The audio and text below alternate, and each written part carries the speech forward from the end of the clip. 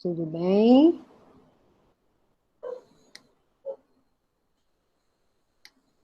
Eu voltei para a apresentação. Agora vocês estão ouvindo? Sim. Bom. Uau! Então, gente, começando depois de muito tempo, muito obrigada pela paciência e vamos ver se vai dar agora dar tudo certo, mas me interrompam se der algum problema, tá? A aula que eu preparei hoje é técnicas de coleta e estudos de anfíbios. Foi que o Elidiomar me pediu para que eu apresentasse para vocês, que eu sempre divido essa aula, eu já dei TTZ, ETZ com ele algumas vezes, eu sempre dividia a metade do curso com ele. E aí, dessa vez, por causa da pandemia, pelas minhas dificuldades de ver essa parte assim também virtual, ele falou que para eu dar uma aula só, que ele tentaria ver o resto. Então, eu tentei juntar. Eu sempre dou uma aula de anfíbios, e depois que seria adulto, depois eu dou a parte de girinos, depois eu dava uma parte de dissecção de vertebrados, eu dava uma outra aula de observação de alguma aula de técnicas de aves, de coleta de aves, técnicas de coleta de répteis. Muitas vezes eu convidava, né, uma ex-aluna minha que trabalhava com serpentes, enfim. Mas então a gente agora vai falar de uma aula de anfíbios. E, para quem nunca viu anfíbios, eu não sei se vocês estão nessa disciplina, já passaram por zoodecordados. Então, os anfíbios partem, para a gente estudar anfíbio, observar, coletar, a gente tem que saber onde eles vivem, como eles são e como eles, né, como é que eles são. Então, como, onde e o que são. Então, eu tenho vários tamanhos diferentes, aí dá uma ideia de tamanho do lápis, né? Vocês veem o tamanho, como é variável. Muita gente já só conhece vulgarmente, né, os sapos, aqueles sapos cururus que aparecem mais perto de casa, que eles são mais é, conseguem se aproximar mais dos centros urbanos, até porque eles têm a glândula de veneno, se valem disso para, né, contra a predação, e tem a questão também do poste de luz, que atrai isso, facilita eles a comer o alimento que está os insetos ali, né? Uma captura de luz, né? É uma armadilha luminosa, que é muito usado para insetos, captura de insetos, e o poste de luz faz isso, e para eles é ótimo. Então, acabam vindo só os sapos. E as pererecas que entram nos banheiros, algumas pessoas, já tem algumas pererecas que são chamadas até de pererecas de banheiro por conta disso. Que têm mais hábito de entrar e ficar na partes úmidas, né? Mas existe uma variedade muito grande. Então, assim, só para a gente ter uma ideia, atualmente tem 8.261 espécies de anfíbios. Nós temos um site que é um herpetólogo que criou isso, é o Darrell Frost, e ele atualiza todas as espécies que são descritas no mundo inteiro, são relatadas, né? Ele pega e ele inclui nesse link, né? Esse guia, que é Amphibians of the World, então está sempre atualizando isso. Então, segundo o Frost 2020, atualmente tem 8.261 espécies. E dividido, essa classe anfíbia, dividido em 3 ordens principais. A ordem Anura, vocês estão vendo aqui o setinha, 7.285 espécies, que é a maior ordem dentro da classe anfíbia. Gimnophiona, que são as cobras cegas, está aqui representado aqui por esses ciclonopes, e caudata, com 763 espécies, que são as salamandras. Então, isso no mundo inteiro, a gente tem, o caudata, ela tem uma representatividade, assim, maior depois de Anura. Mas no Brasil, nós temos um inverso disso. Nós temos a Anura, realmente continua sendo a maior quantidade de espécies. No Brasil, a gente tem 1.136 espécies, segundo Segala e colaboradores de 2019. Esse também é um essa lista de espécies, se vocês tiverem interesse, depois eu posso passar para vocês, mas está lá na Sociedade Brasileira de Herpetologia, e sempre, todos os congressos, eles fazem atualizações da lista de anfíbios brasileiros. Então, segundo essa lista, que saiu no ano passado, o Brasil tinha 1.186 espécies. Atualizando para os dados de 2020, aí eu que fiz essa contabilização, né, eu peguei o FROST 2020 e coloquei no país, Brasil, não dá o quantitativo, mas dá a lista de espécies, e aí eu fui lá e contabilizei e deu 1.226, ou seja, mais de 1.200 espécies nós temos já no Brasil. E distribuídas em quê? Em 20 famílias, 105 gêneros, sendo que dessas espécies, 2 são consideradas espécies invasoras, invasores. O que quer dizer isso? Elas são espécies que vieram para a nossa fauna, que não eram nativas e que foram introduzidas. Uma, que foi Litobates catesbianus, é conhecida como rã.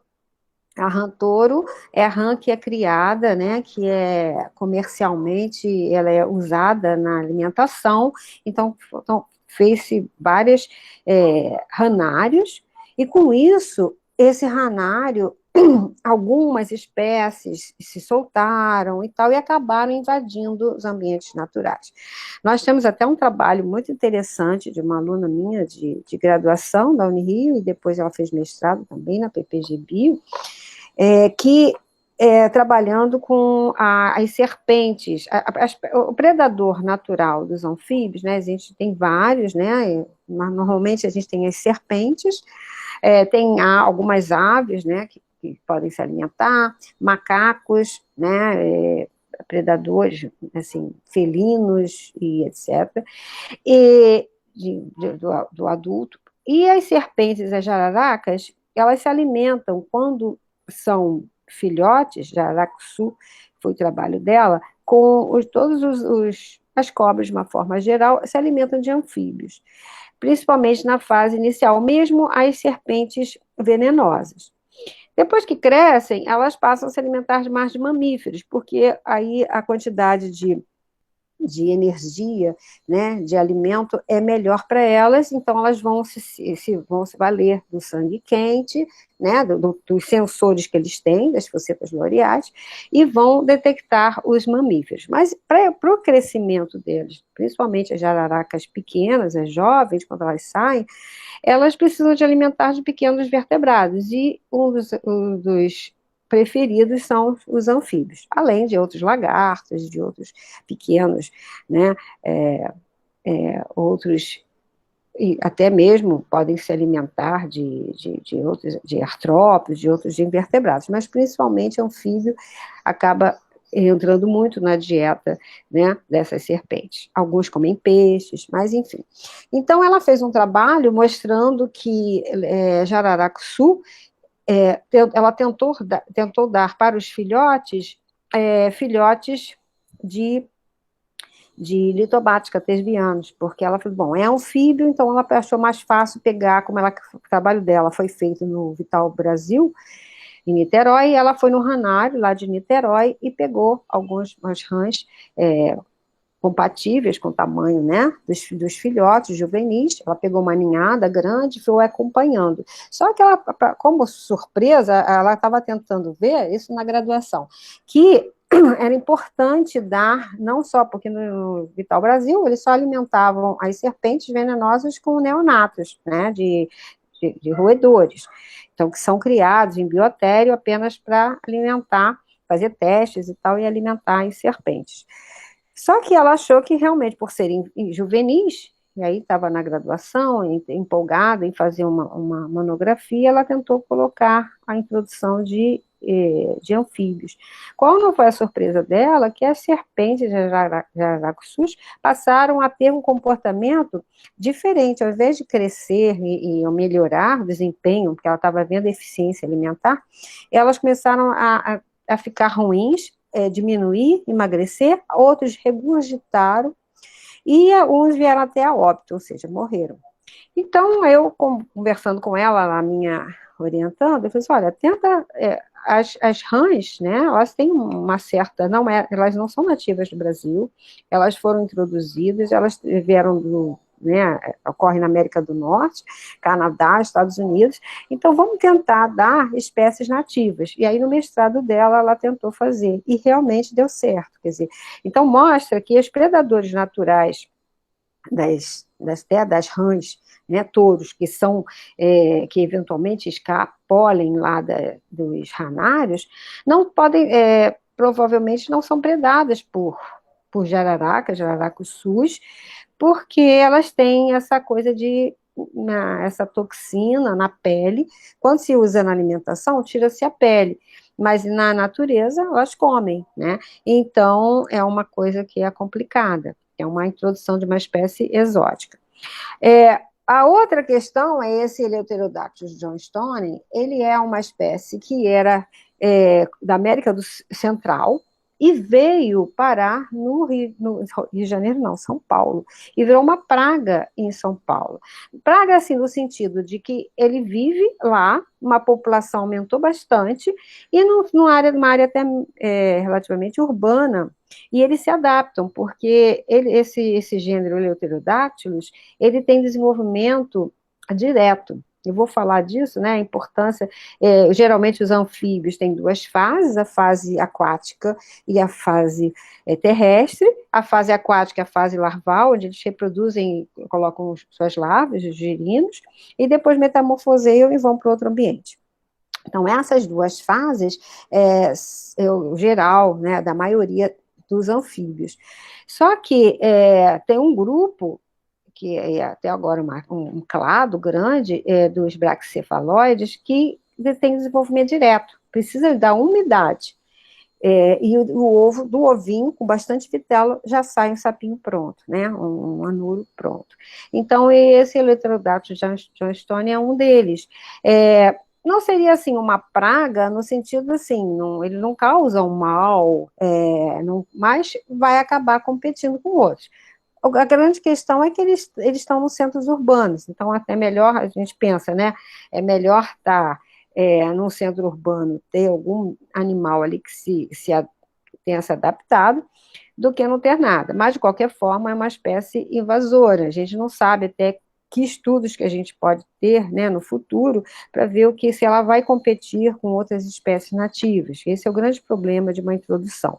E essa espécie realmente foi acidental, porque ninguém trouxe essa espécie de propósito, porque ela é pequenininha, então ela não tem valor comercial nenhum, diferente do Leptobate. Bom, estou falando isso porque realmente são aspectos, né, que realmente eu acho interessante vocês saberem. Quer dizer, a gente tem um desconhecimento muito grande das nossas espécies, né, da nossa fauna, e ainda assim ainda tem essas duas espécies que estão na nossa lista porque são consideradas invasoras e já estão aí presentes. Então, assim, no Brasil, então, anualmente, a gente tem atualmente, né, tá mais de 1.200 espécies. Gimnofiona é um número menor, eles são as cobras conhecidas como as cobras cegas, têm um hábito fossorial.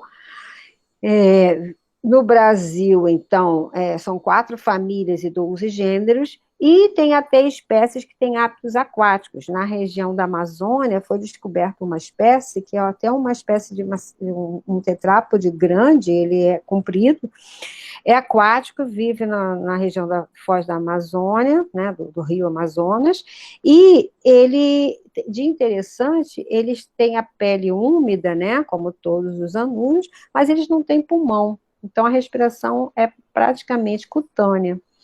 Então, assim, e é considerado o maior vertebrado apulmonado. Então, é muito interessante esse aspecto. Mas no Rio de Janeiro, na região sudeste, a gente encontra espécies que não são muito grandes.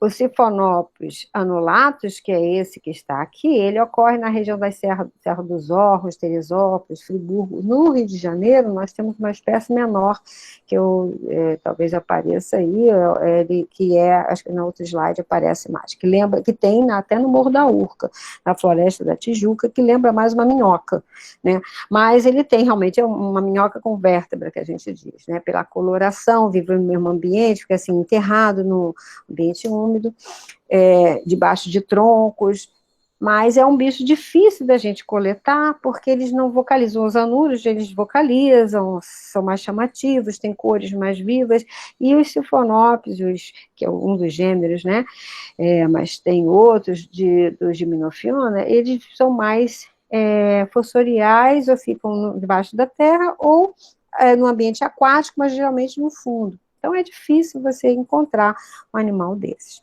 E aí, vamos para as caudata. Caudata, que são as urodelas, eles, na América do Norte e Europa, eles têm uma representatividade grande. São espécies que estão muito adaptadas para aqueles climas, para o clima temperado, né?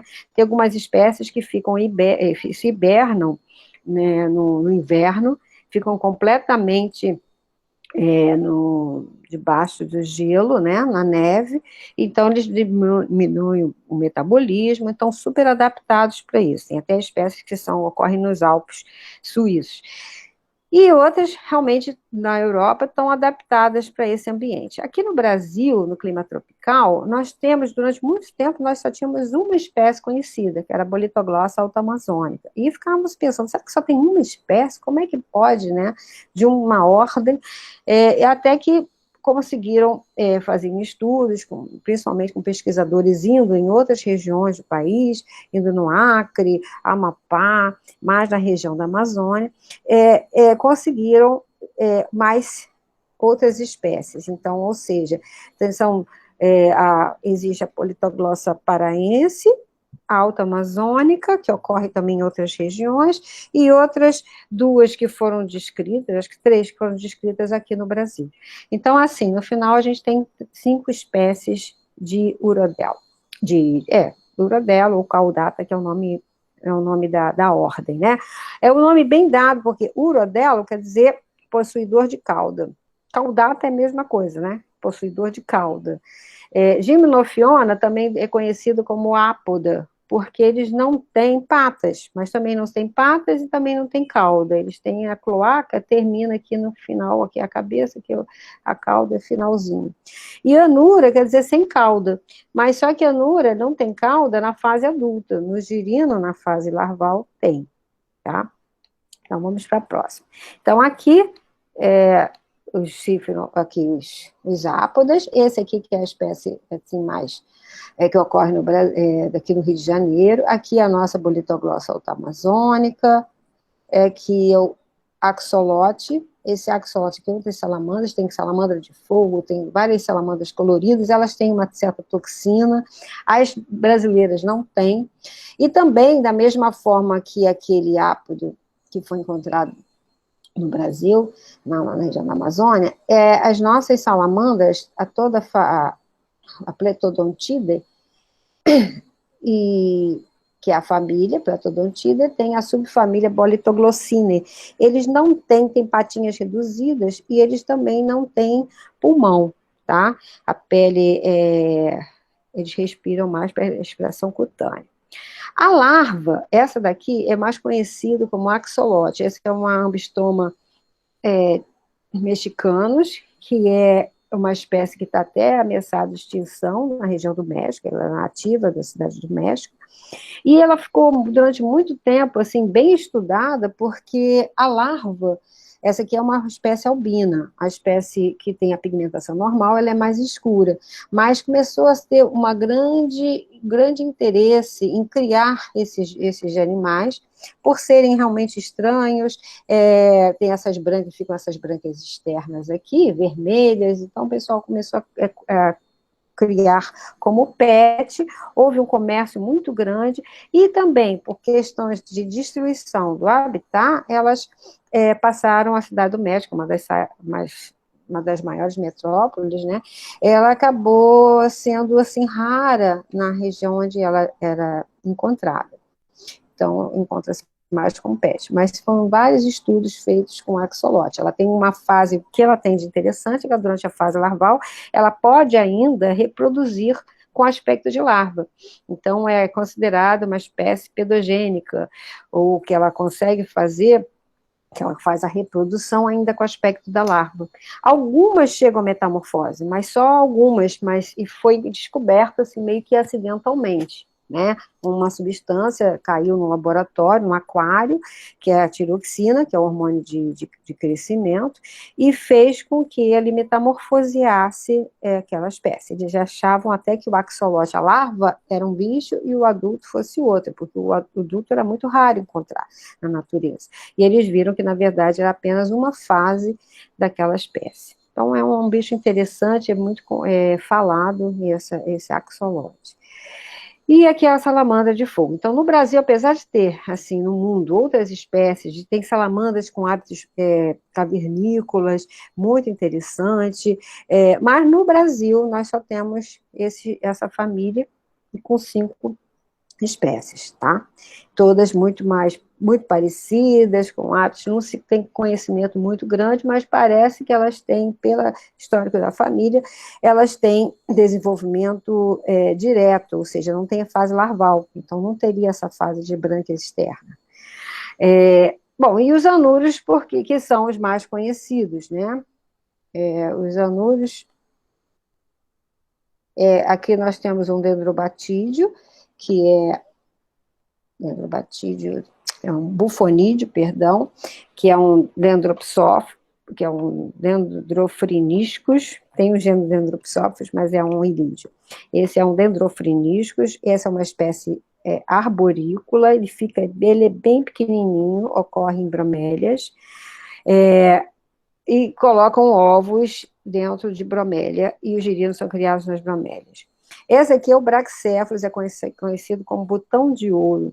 Ele é muito pequenininho, é uma espécie que até é considerada emblemática, assim, para você ver se a mata ela é nativa ou se ela é pouco mexida, porque ela precisa de um ambiente muito úmido, então, assim, ela precisa da mata.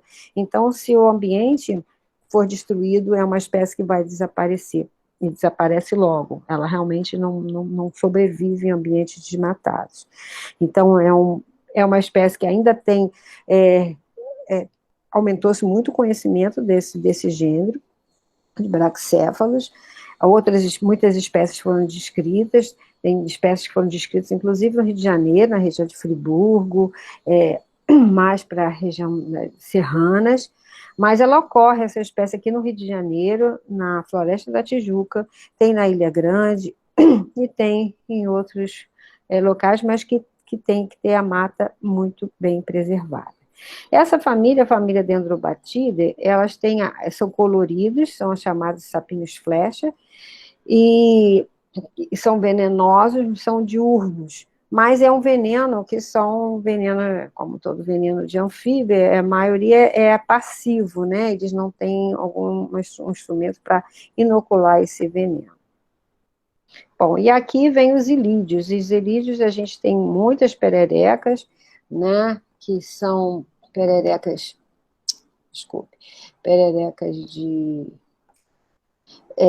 ventosas na ponta dos dedos, membrana interdigital, os olhos bem saltados, são arborícolas. Esta aqui é uma família, Ilíder. Essa aqui é de bromélia, é a de restinga, ela é endêmica do Rio de Janeiro, e de restingas da região do Rio de Janeiro. E, além disso, foi um pesquisador, foi o meu orientador no mestrado e co-orientador no doutorado, apesar de não ser oficial, que foi o professor Eugênio Zexon. Essa espécie, ela come frutos, então ela é muito interessante, ela tem hábitos frugívoros, tá? É um dos poucos anúrios que tem conhecido com esse hábito, que a maioria dos adultos se alimentam de insetos, né, de artrópodes, então, ou até mesmo dessas espécies maiores aqui, até de mamíferos. de ratos, roedores. Mas essa espécie, ela é frugívora. Tá?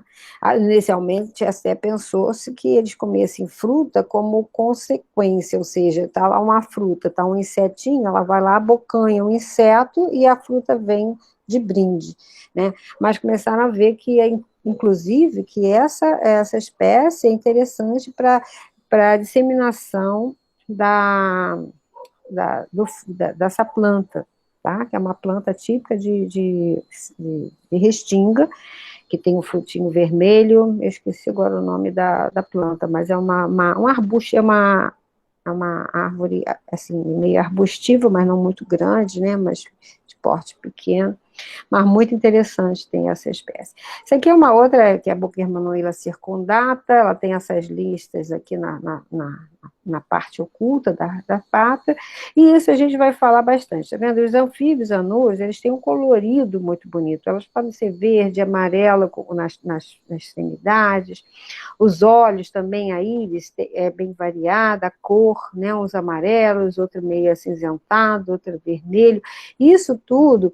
Outros são mais esverdeados, amarronzados. Então, esse colorido, apesar de ser lindo, bonito de se ver em vida, eles desaparecem quando elas são fixadas. Então, precisa ter um registro fotográfico, e a gente tenta fazer, quando a gente quer fazer algum estudo mais específico, né, assim, mesmo de descrição da espécie, do desenvolvimento, das mudanças na coloração, a gente descreve eles através de um catálogo, descreve as cores através de um catálogo de cores. Eu vou explicar isso mais à frente, tá? Que é uma das técnicas também que a gente faz de estudo e observação dos anuros, porque esse colorido, infelizmente, desaparece, né? Geralmente quem é verde fica pálido, assim, cor de palha, muito triste de ver.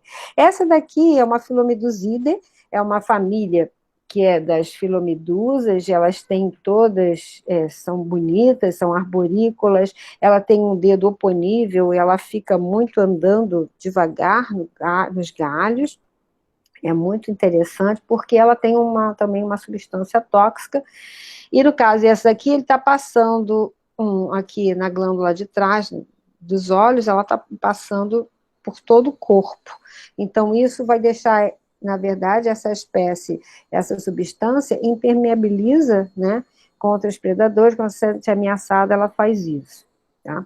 É um hábito muito interessante, mas essa aqui é a Philomedusa savage. Aqui outras, né, esse aqui são os ranídeos, a gente tem uma rã verdadeira, brasileira, da família Ranidae, que é a Lithobates palmipes, que ocorre realmente na região norte, no país, e nós temos as falsas rãs, que é da família Leptodactylidae, que é o Leptodactylus latrans, e que durante muito tempo foi conhecido como ocellatus, por causa dessas máculas, mas foi sinonimizado agora, então é considerado Leptodactylus latrans. Mas esse é o mais visto aqui no Rio de Janeiro, tá? E nessas regiões, pode ser, eles ocorrem em valas, é uma espécie que não é muito exigente, às vezes até nós vimos em rios girinos dessas espécies, assim, em áreas não muito, assim, limpinhas, né? Então a gente vê, poxa, outras espécies são muito exigentes quanto a qualidade da água e do ambiente, mas tem outras nem tanto. Esse daqui é um que às vezes aparece, quando chove muito. Teve uma amiga da minha filha que me mostrou uma foto que tinha aparecido em Jacarepaguá, depois de uma chuvarada, um bicho desse na piscina, e ela ficou apavorada. Puxa, que bicho é esse? Nunca a gente já viu essa espécie. Aí eu falei, é uma rã, fugiu de um ranário e tal, mas não era uma rã verdadeira, quer dizer, não é a rã da família Ranidae, mas é o que a gente chama de rã, ou falsa rã, porque é da família Leptodactylidae, mas que lembra muito. A diferença, talvez, para um leigo, assim, mais fácil de diferenciar, é não ter membrana entre as patas, tá? Esse aqui tem membrana interdigital entre os dedos, e esse aqui não tem. E esse daqui é um Physalemos, que é realmente dentro da família Leptodactylidae, durante muito tempo, é uma uma subfamília, meio perínea, mas eles são chamadas de rãs choradeiras. Eles choram, tem um canto que é muito melodioso, às vezes você fica assim, um choro, assim, um canto diferenciado. E eles têm um hábito também muito interessante de fazer ninho de espuma. Eles fazem ninho de espuma antes de acontecer as chuvas. Então, isso, antes de aparecer as chuvas, eles já fazem essa estratégia desse ninho de espuma. E daquele ninho de espuma nascem os embriões, os ovos, embriões de girinos. Então, quando a poça enche, eles fazem isso geralmente antes da poça encher, então eles colonizam aquela poça antes dos outros. Então, eles são realmente os pioneiros, então, em termos de anfíbios, né? E lógico, vão ter já insetos que reproduzem mais rápido, mas eles vão poder colonizar a poça mais rápido e com isso aumentar, né, a competição. Então, assim, a gente tem alguns tamanhos, aqui eu não sei porque que não está, tem os menores tamanhos, tem o Conral agolite, não sei porque que isso não está aparecendo, mas tem 30 centímetros, ele é africano, tem Rhinella marina, que é uma espécie da região da Amazônia, que tem um pouquinho maior, que tem 36 centímetros, CRA é o comprimento rostranal. E Psilophrenidae dactyla, na verdade, agora é Brachycephalus de dactyla, ela tem 9 centímetros. Não sei por que não está aparecendo a foto, mas enfim, tinha a foto dos bichinhos aí. Mas esse maior ou menor não importa muito, é só para vocês verem, ter uma ideia da dimensão, né, da diversidade do grupo Anura. Então, a reprodução, eles estão associados sempre aos ambientes aquáticos, que pode ser um ambiente de lago, pode ser uma poça temporária, pode ser um brejo, né, um brejo que pode ser permanente ou não, ou então um riacho, aí muda, né? Riacho caudaloso, riacho estreito, filete de água, às vezes outros estão adaptados às bromélias, então tem uma infinidade de locais específicos para reprodução, tá? Então a maioria tem essa fertilização externa, que ocorre, que é essa fertilização externa para acontecer, precede de um envolvimento de machos com fêmea, né? O macho geralmente canta, atrai a fêmea chega perto, ele abraça a fêmea. Então, os machos, quando a gente escuta num coro, num brejo e tal, quem são os machos que estão cantando, vocalizando? A fêmea não vocaliza. Geralmente ela só chega, ela pode fazer no máximo um canto que a gente chama de stress call, que é um canto de estresse, quando você pega, se ela é predada, ou se ela alguém pega ela de surpresa, ela pode emitir um som, mas assim, o canto mesmo, que é emitido quando a gente escuta em brejos e locais assim, onde tem acúmulo de água, eles são os machos que cantam, vocalizam. Então, ele tem que ter esse abraço a gente chama de amplexo nupcial, é um nome bonito, romântico, né? Então, eles estão lá abraçadinhos, mas, na verdade, nesse abraço, é muito importante esse contato de pele, para que, como eu já tinha falado anteriormente, eles têm a pele fina. A pele fina é importante para essa respiração cutânea, e nesse momento da reprodução é a troca de hormônios. A pele está muito vascularizada, então na circulação passa hormônio feminino e masculino. Então, quando há esse contato de pele, eles conseguem fazer que haja um sincronismo, né, entre o lançamento de gametas femininos, no caso, o lançamento de óvulos, e de espermatozoides. Então, esse amplexo é muito importante por conta disso. E dessa fertilização externa, desenvolvem, né, desse ovinho que nasce, que é fecundado, nascem os embriões, que são depois girinos, que vão crescendo e desenvolvendo no ambiente aquático. E aí, conforme o crescimento, as patas posteriores primeiro, as anteriores ficam fechadas dentro da câmara, e depois eles metamorfoseiam e saem. É uma fase de transição do ambiente aquático para o terrestre, é uma fase muito difícil. que nesse momento muitos morrem, muitos são predados, muitos não se adaptam, ou porque há ressecamento, então tem que ser uma fase muito difícil. Então, assim, a metamorfose, qualquer mudança, né, também, na espécie humana também, quando tem isso, né, não que a gente morra, mas que as mudanças são muito sensíveis, né, e a adolescência, passagem da adolescência, depois mais tarde também, para a fase adulta e depois a fase né, da idade mais madura, são fases que vão acontecendo e que vão mudando o nosso corpo, então muita coisa acontece, inclusive fisiologicamente. Tá? Então, é uma época de grandes mudanças.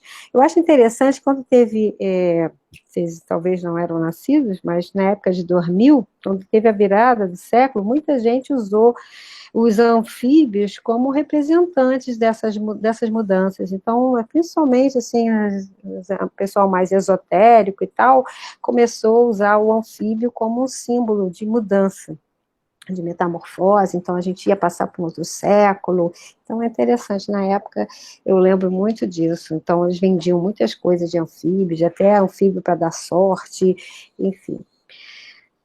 Agora, os ambientes, né? Então, a gente tem esses ambientes de poças temporárias, Restinga, por exemplo, aqui em Arraial do Cabo, é uma poça temporária. A gente tem outras de Mata Atlântica. Essa região de Arraial do Cabo é uma região que fica entre Cabo Frio e Arraial do Cabo. As estradas, não tem a estrada que liga, atualmente tudo é Cabo Frio, né? Mas, assim, chegando na cidadezinha de Arraial, tinha, assim, essas regiões todas, assim, abertas, não tem sem casa nenhuma aqui, para lá está o mar.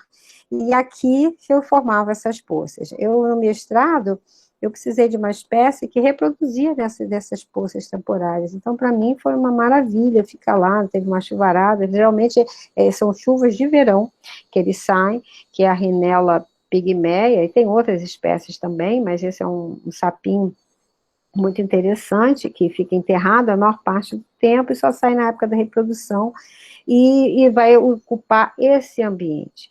Infelizmente, depois, muitas casas foram construídas, os terrenos ficaram, né, não tem mais, foram acidentados, foram pavimentadas, então realmente esse ambiente natural não tem tanto quanto se encontrava anteriormente, né? Aliás, o ambiente de Restinga é um ambiente que foi criado, Restingas, parques em Jurubatiba, né? O primeiro parque nacional de Restinga, em Macaé, porque realmente é um ambiente que precisa ser preservado, que é um ambiente onde tem muita exploração, né? Muita gente gosta de morar perto da praia, ter casa de campo, enfim, e com isso as espécies nativas, não só anfíbio, mas outros grupos, né, estão sofrendo com isso.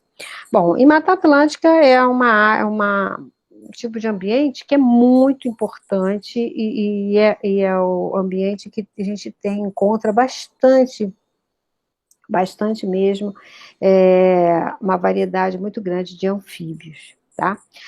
Então, a gente tem, assim, desses diferentes tipos de ambiente, a gente pode encontrar em riachos caudalosos, no ambiente lótico, pode ter em riachos estreitos, também a gente encontra essa aqui foi em Ribeirão das Lages, tem uma represa, tem um rio que represa assim, e nessa beirada aqui, é um rio largo, tinha muitas espécies de anfíbios reproduzindo. A gente fez um trabalho em Ribeirão das Lages, então a gente ia nos riachos e córregos tentando achar as espécies dali. Que beleza! Eu fiz tanto. Gente, desculpa aqui, eu não sei o que aconteceu. Eu coloquei várias fotos aqui, não está saindo, mas enfim. Eram só mostrando excursões, a gente coletando em vários locais. Mas, enfim, os adultos, como é que a gente faz? A gente quer procurar o anfíbio, como é que a gente faz? A gente tem que ir à noite. E à noite, de lanterna, geralmente com chuva é o ideal, ou após uma chuva. Esses são os ambientes propícios, né? Assim, depois de uma chuva, no verão. Então, o verão, essa época que a gente está agora, eu até coloquei as fotos por causa disso, tinha colocado, né, não sei por que não saiu aqui. Foi em dezembro do ano passado, a gente fez várias excursões, eu fiz uma disciplina, né, eu ofereci biosistemática de anfíbios, e a gente foi um período que a gente, apesar de não ter o transporte da universidade, a gente conseguiu ir a alguns parques, os 4 parques, nós fomos a... 4 não, 3, nós fomos ao Parque Nacional da Tijuca, aqui, Floresta da Tijuca, depois nós fomos ao Parque Nacional de Teresópolis, na Serra dos Órgãos, e fomos em Itatiaia. Então, nós fomos aos 3 parques, em épocas diferentes, fomos em setembro, outubro, eu acho que teve uma Floresta da Tijuca, a gente foi em novembro também, em dezembro a gente foi em Itatiaia. E nos 2 ambiente de Itatiaia, na parte mais da parte mais de mata florestada, onde ocorre a sede, e depois nós fomos no Planalto de Itatiaia, que fica mais afastado, que é mais na divisa com Minas, e para ver exatamente esses ambientes. Né? Então, a procura ativa, então, a gente faz através da vocalização, como eu falei, a vocalização é uma forma boa de a gente se localizar a espécie, vai com a lanterna, e como é que a gente coleta? Com a mão, diretamente, tá? O macho está aqui vocalizando, tora familiares, bom, a outra coleta a gente faz com os girinos, e os girinos têm uma importância grande nos levantamentos faunísticos, e muita gente, durante muito tempo, os girinos foram subestimados, porque as pessoas não sabiam identificar as espécies.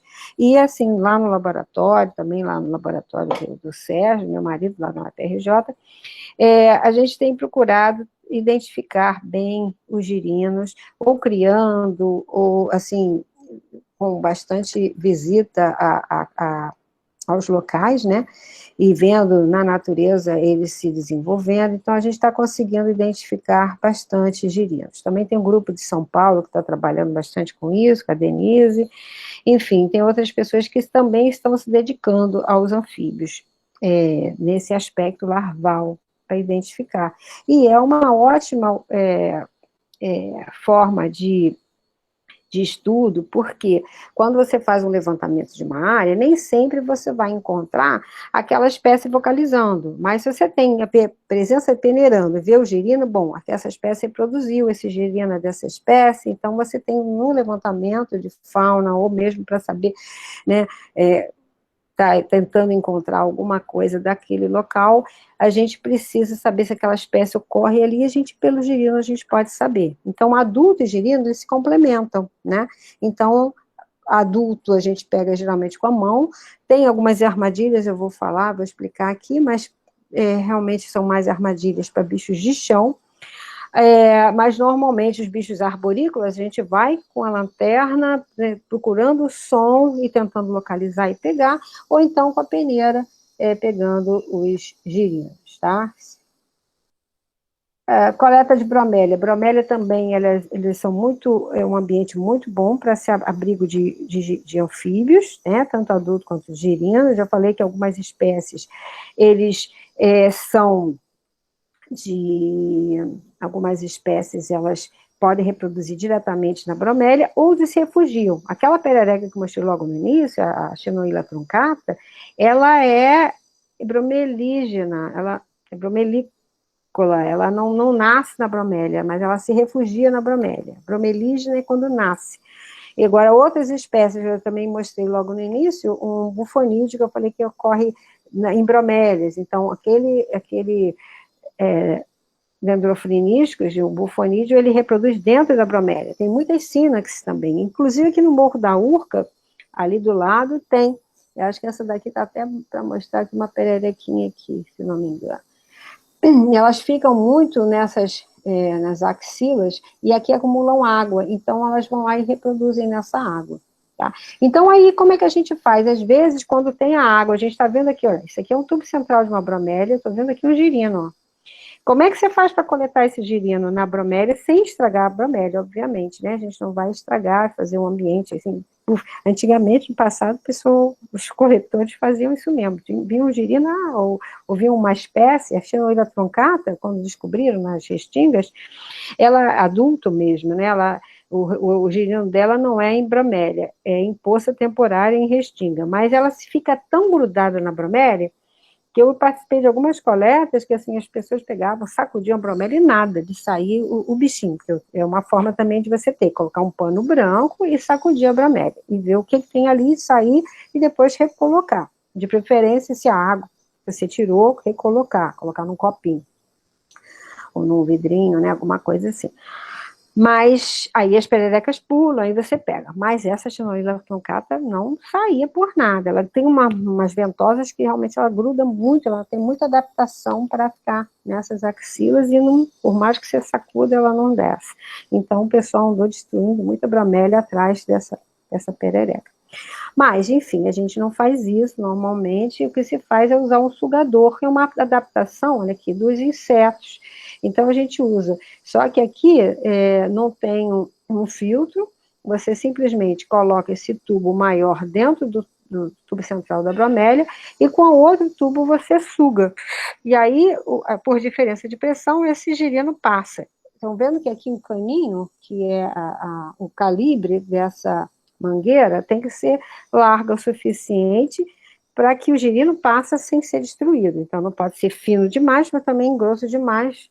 Então tem que ser um equilíbrio, tá?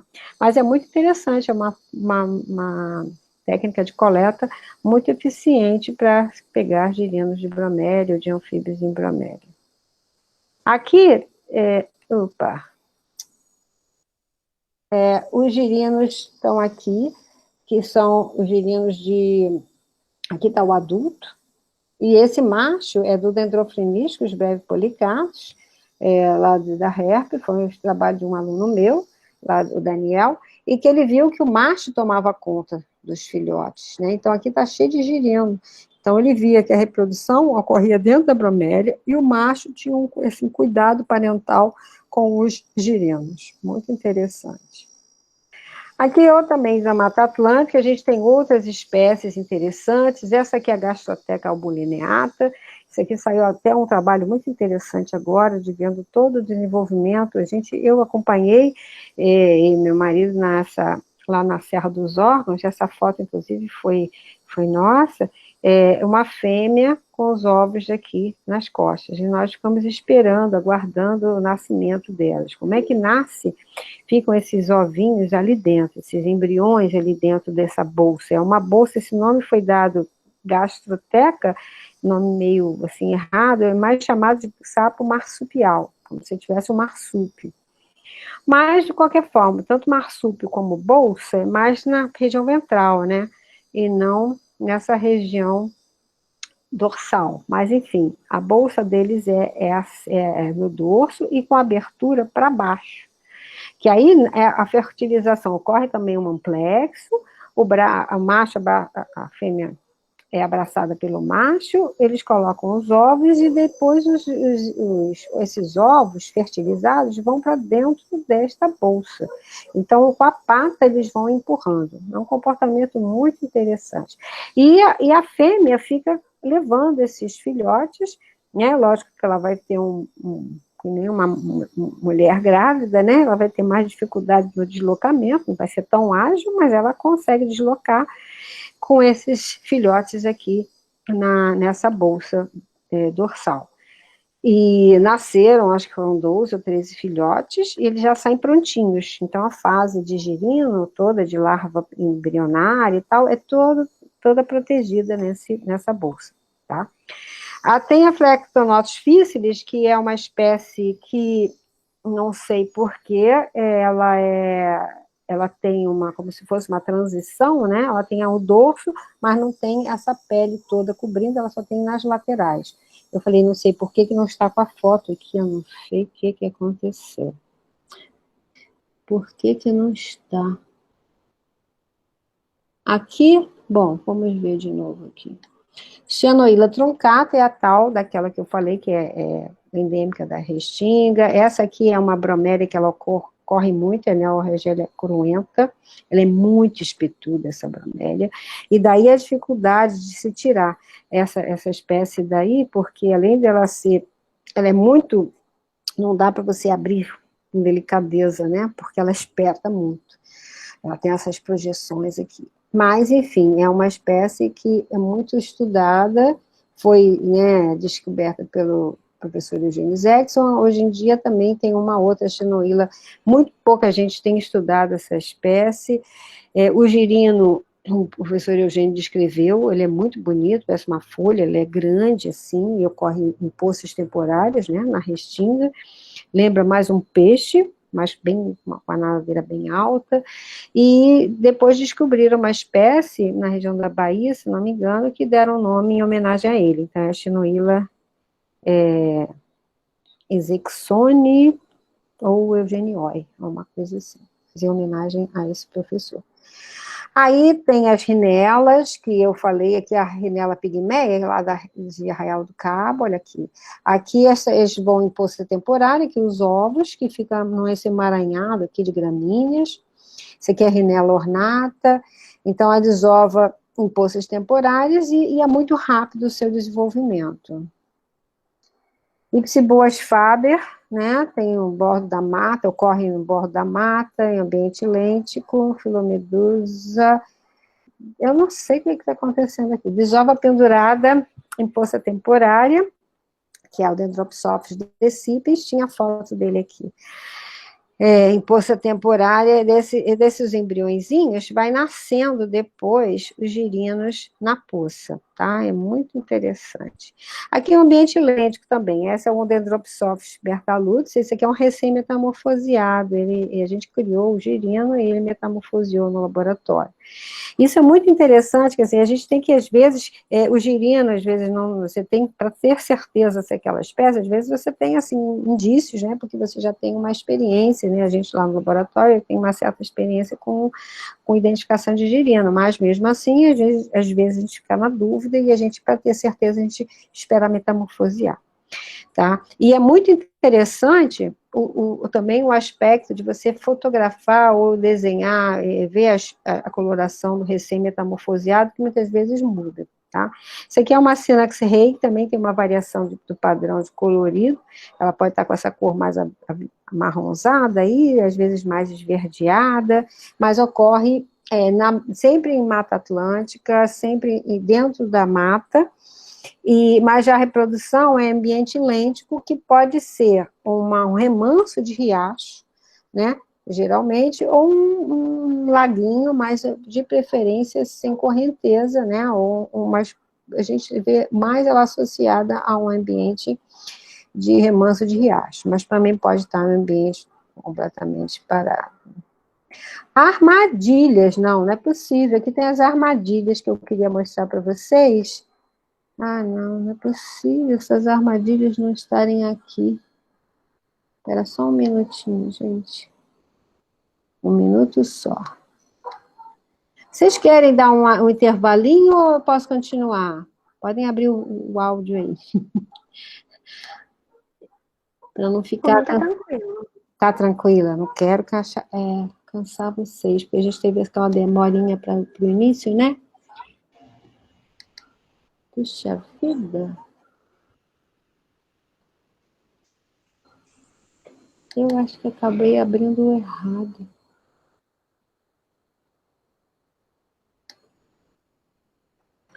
Vocês estão conseguindo ver aqui? Esse outro?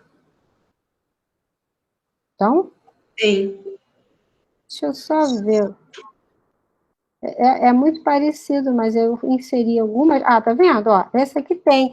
Eu estava sentindo falta dessa espécie aqui, ó. Essa aqui é a Plastodiscus eugenioi. É uma espécie que eu descrevi em homenagem ao meu orientador, Eugênio Zexon, né? E é lá de Mangaratiba. Mas esse aqui são os tamanhos. Lembra que eu falei que tinha os tamanhos? Esse é o maior anuro, ele tem o CRA, que é rostro anal, 30 centímetros, né, ele ocorre na África, e as crianças brincando, aqui é um anão, né? E as crianças brincando, só para vocês verem o tamanho dessa rã. E eles não comem a rã mesmo, não. Eles só realmente...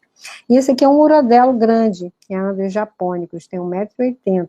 Não ocorre também no Brasil, mas é interessante ter esse registro. E aí os menores, aqui a gente tem o Brachycephalus didáctilo, que era chamado de psilofrine, porque foi descoberto também pelo meu orientador, Eugênio Zex. Ele deu esse nome psilofrine porque é chamado de um sapinho pulga, porque ele é pequenininho e pula muito na mata, é muito difícil encontrar essa espécie. Olha o tamaninho, assim, é proporcional, né, que é meu dedo, minha unha, e o tamanho do sapinho. É realmente muito pequeno, e ele já é adulto. Ele, quando encontrou, eu gosto muito de contar essa história, porque é uma história de, você vê que a ciência, às vezes, é muito de acaso, né, às vezes você está pesquisando alguma coisa, mas muitas vezes, a maioria das vezes, acontece as coisas grandes descobertas, ou algumas, mas numa forma acidental. É um aluno dele, ele dava aula na Rural, e o aluno levou para ele um sapinho, que ele pegou para o folhiço e colocou dentro daquele saco. E levou para o professor, que sabia que ele estudava filhos. E aí o professor Eugênio olhou assim, era um Adalos binotatus, que é uma espécie assim, mais comum, né, de ocorrer e tal. Ele disse, poxa, esse aqui é interessante, mas é muito comum, mas tem um pequenininho aqui que me interessou muito. Onde é que você conseguiu esse exemplar? Ele disse, eu nem vi que veio por acaso. Aí ele disse, não, mas esse aqui é muito, eu não sei que bicho é esse. Aí começaram a ver, porque ele realmente tem um hábito, ele anda que nem assim, como se estivesse engatinhando, sabe? Uma criança engatinhando, vai devagarinho, e de repente ele pula. Então ele falou assim, nunca tinha visto aquele sapo, ele olhou no microscópio, na lupa, e não sei o quê, e foram atrás dessa espécie, e essa espécie foi descoberta ali na Sacra Família do Tinguá.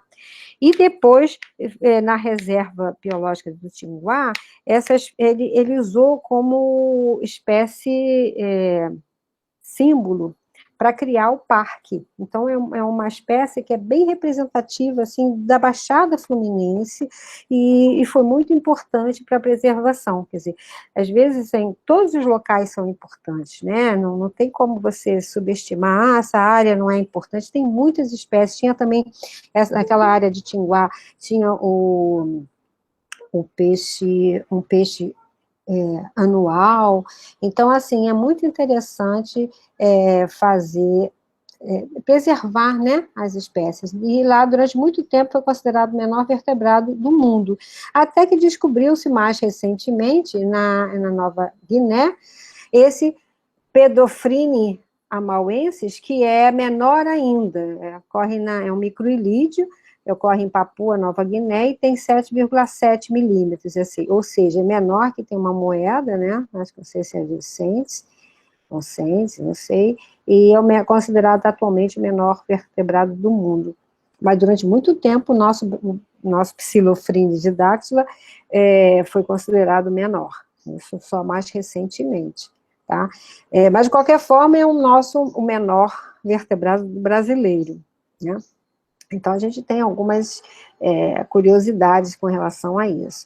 É dessa família Brachycephalidae, como eu falei, é reprodução de desenvolvimento direto, ninguém ainda encontrou filhotes, mas já ele, na época, a professora Eugênia, conseguiu pegar um dos exemplares, era a fêmea, e tinha ovos muito grandes.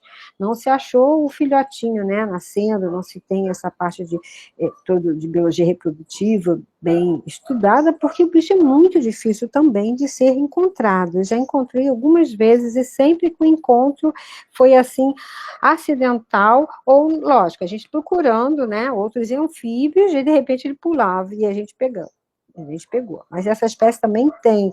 Nós pegamos na Serra dos Orros, Teresópolis, pegamos na Ilha Grande, pegamos em Mangaratiba e algumas outras localidades, mas ela, assim, bem aqui no Rio, tá? Eu nunca fui, assim, a gente já foi na região de Tinguá, mas lá mesmo eu nunca encontrei. Eu não fiz muitos trabalhos de campo lá, mas a gente encontrou em outros locais no Rio.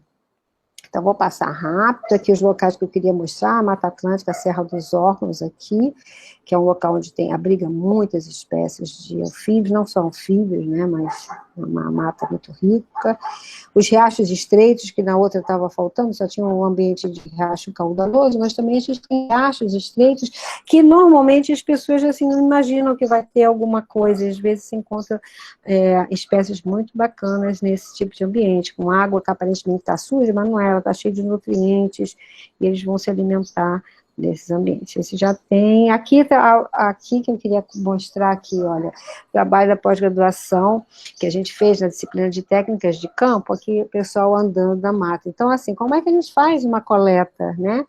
Que a tema da aula é exatamente, tem que entrar mesmo aqui, ó, não pode ter nojo de água, a gente vai de bota, mas geralmente, assim, a bota, esse rapaz aqui, ó como ele está afundado aqui, não tem bota que consiga, né? A gente está aqui, ó, esse é o Daniel, tem algumas pessoas aqui da turma, esse aqui estou eu aqui, a gente vai, tenta ir com roupas de camuflada, para também não chamar muita atenção. Geralmente, uma coisa que eu sempre falo para os alunos é levar uma blusa com alguma identificação da universidade, quando a gente está trabalhando no local que não é, assim, é sempre bom um parque nacional, porque vem turista, vê o que você está fazendo lá, está estragando. Então, assim, mostrar que a gente é de uma universidade, isso aqui é uma coisa bacana, sabe? E tentar, dentro do possível, como eu trabalho muito em parques nacionais, porque são locais ou reservas. Essa aqui foi, por exemplo, a Reserva Biológica de Poço das Antas, porque acaba sendo mais seguro, tanto para a gente, né, quanto assim, para nós, pesquisadores, quando a gente está fazendo o nosso trabalho, mas também quando eu levo alunos, eu gosto de levar em lugares seguros, porque não é fácil trabalhar com anfíbio à noite.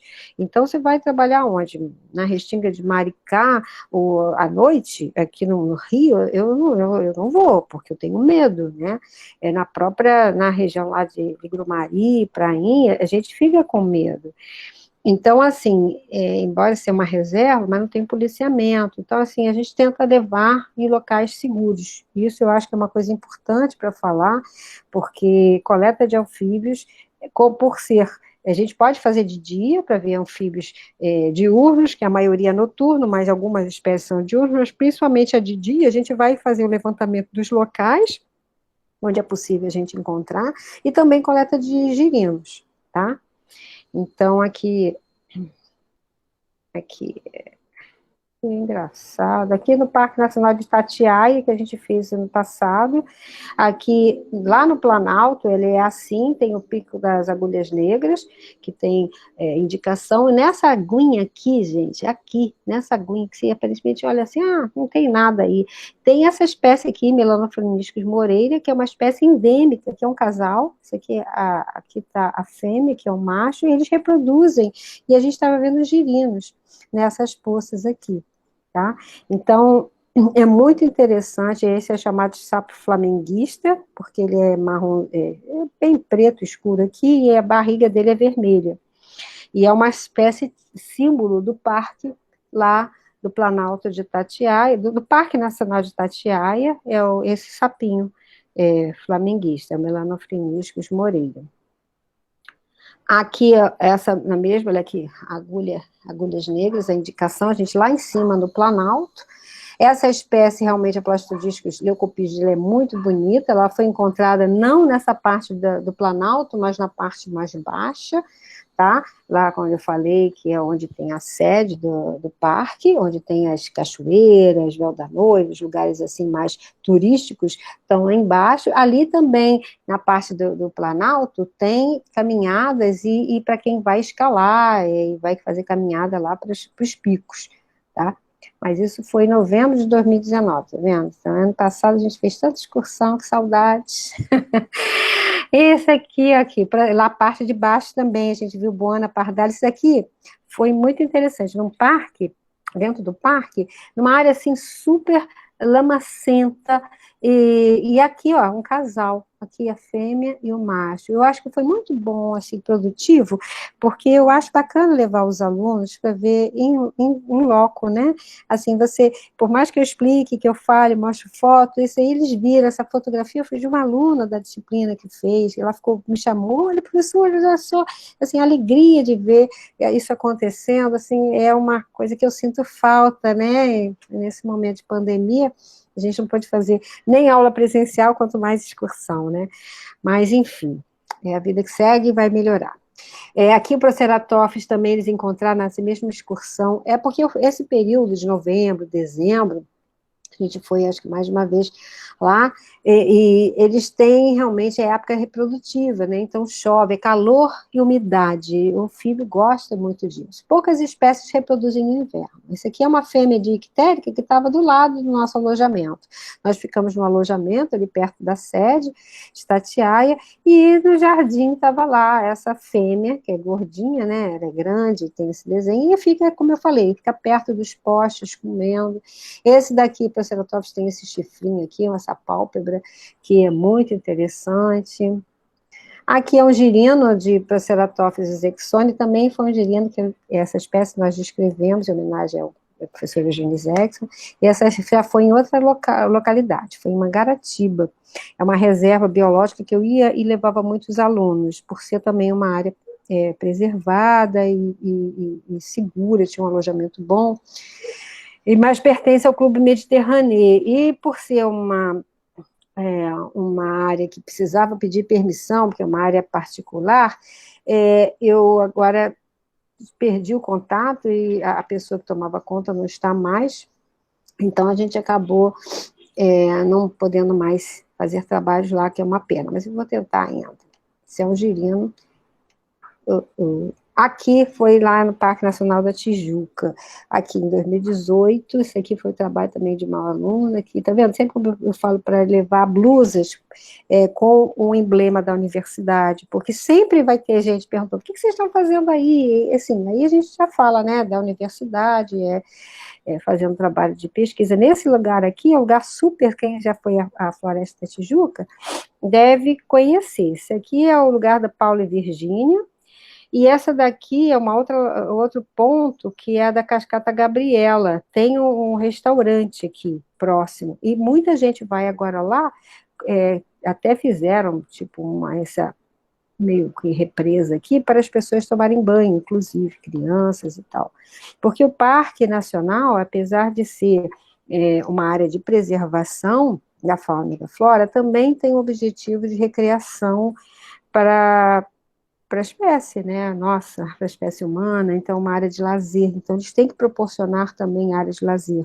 E volta e meia a gente tem encontros de pesquisadores com os gestores dos parques para tentar ver a flexibilização de algumas áreas para que possa servir de local, da gente abrir para que eles possam, né, os turistas possam entrar ali, ser uma área de lazer. Então, essa foi considerada uma área boa, que já estava meio alterada mesmo, então, mas apesar disso, a gente fez um trabalho lá muito interessante, então tinha muitos girinos, então a gente, lógico, não atrapalhando, a gente tem que ficar assim, medindo, né? A gente chegava durante o dia e precisava, se tinha gente tomando banho, a gente pedia licença para fazer o trabalho, mas a gente também não pode chegar, nós somos mais importantes que vocês. Não, é tudo assim, tem que ser muito bem negociado, porque ninguém é mais importante que ninguém, nenhum trabalho, né? Por mais que a gente esteja lá para fazer um trabalho de pesquisa, eles também estão lá para se divertir e para usar aquela área que é permitida. O que não dá é assim, se você entrar num parque, tem uma área lá que é exclusivamente para pesquisa e não pode ser usada para banho, isso realmente você tem que respeitar, não pode ser usada mesmo. Mas quando tem área que é para banho e tal, a prioridade é dos turistas. Você pode só perguntar se pode, se atrapalha. E aí foi bacana um dia que nós fomos, tinha muitas crianças, e eles já estavam até saindo, mas ficaram vendo o nosso trabalho, depois a gente ficou mostrando o que a gente estava pegando, mostrando as espécies, os girinos. Então, foi uma coisa muito interessante. Então, aproveitar e fazer esse trabalho de educação ambiental, que para a gente ficar mais próximo, né? A ciência não pode ficar muito distante. Isso realmente a gente já sabe que isso já trouxe péssimas consequências para a gente, né? Então, assim, esse distanciamento, né? Haja vista o incêndio lá no Museu Nacional, que ninguém dava muita importância. Então, assim, cada vez mais a gente tem feito esse trabalho de juntar. Se você está fazendo um trabalho, turista pergunta, você tem que, legal, mostrar o que você está fazendo, né? Explicar de uma forma mais simples, mas explicar e mostrar a importância daquele local. Então, sempre que a gente vai, a gente tenta levar a blusa da Unirio. Tem algumas blusas assim que são meio que uniforme nosso. Aqui também, em 2018, nesse ponto aqui, isso aqui está o Vitor e o Denner. Atualmente o Denner já defendeu o mestrado, está indo para o doutorado na Unicamp, e o Vitor está fazendo mestrado agora comigo. E essa aqui, eu acho que é a Rafa, ou é agora eu não estou vendo, mas se é a Rafa ainda está comigo, mas a outra, a Bia, acho que é a Beatriz Fraga, ela já se formou. Mas, enfim, excursões. E também, como eu falei, essa parte de educação ambiental é importante. O Colégio Cruzeiro teve um convênio, né, com a universidade, estava levando alunos para fazer trabalhos de práticos lá. O Igor estava separando algum material e eu até ofereci nesse dia, porque não é sempre que a gente tem, às vezes a gente chega de excursão, está cheio de bicho vivo. Então, nesse dia eu estava com bichos vivos, eu perguntei, vocês não querem ir lá ver? E foi uma coisa mais que não foi tão planejada, mas foi interessante. A gente, inclusive, estava nesse dia saindo para uma excursão, e esse aqui é o Matheus, e eu pedi que ele ficasse mostrando para a turma do Colégio Cruzeiro as espécies que nós tínhamos lá. Então, acho que isso é sempre muito bom, esse contato e essa troca de informações, né? Então, a gente também, essa disciplina de ensino de técnicas em zoologia, mas, assim, essa ligação com o ensino é sempre muito bom. E eles são muito receptivos, tá? Qualquer coisa que se mostre, colégio, já recebi muitos colégios, inclusive do colégio ali do Instituto Surdos, não, perdão, mas dos cegos, né, do Instituto Benjamin Constant, e porque eu tinha bicho assim vivo, eles passaram, eles queriam tocar, e foi muito interessante que uma aluna minha, a Fernanda, na época, ela estava fazendo estágio lá, eu acho que de licenciatura, ela me perguntou se podia levar a turma, eu falei assim, lógico que pode, na época a gente tinha marranho e uns sapos, então para eles passarem a mão e sentirem, quer dizer, coisas, oportunidades que realmente ia ser difícil, né, de ter num ambiente assim, normalmente. Agora aqui eu não sei o que aconteceu, algumas estão vindo, outras não estão vindo. Isso aqui é uma outra excursão lá do Parnaso, isso aqui é lá no Parque Nacional da Serra dos Órgãos. Esse foi o trabalho do Denner, de mestrado, ele já finalizou, e aqui o Lucas, que também está finalizando agora o bacharelado dele. Nós fizemos, aqui é o Matheus. Então, assim, a gente estava fazendo um trabalho lá na Serra dos Órgãos, com girinos de ambientes lóticos, e o Denner, pegando todas as variáveis ambientais e tirando vários,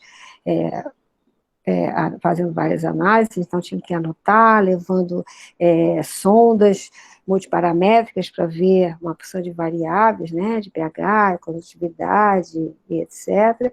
E o Lucas trabalhou com o desenvolvimento de uma espécie, que é a Megalosia guilde, que é uma espécie que é muito interessante, vai ter mais à frente aí alguma foto dela. Bom, e aqui outras excursões, quer dizer, essa foi em setembro, lá na Serra dos Órgãos, também aqui o grupo, e aqui o Riacho, que a gente está...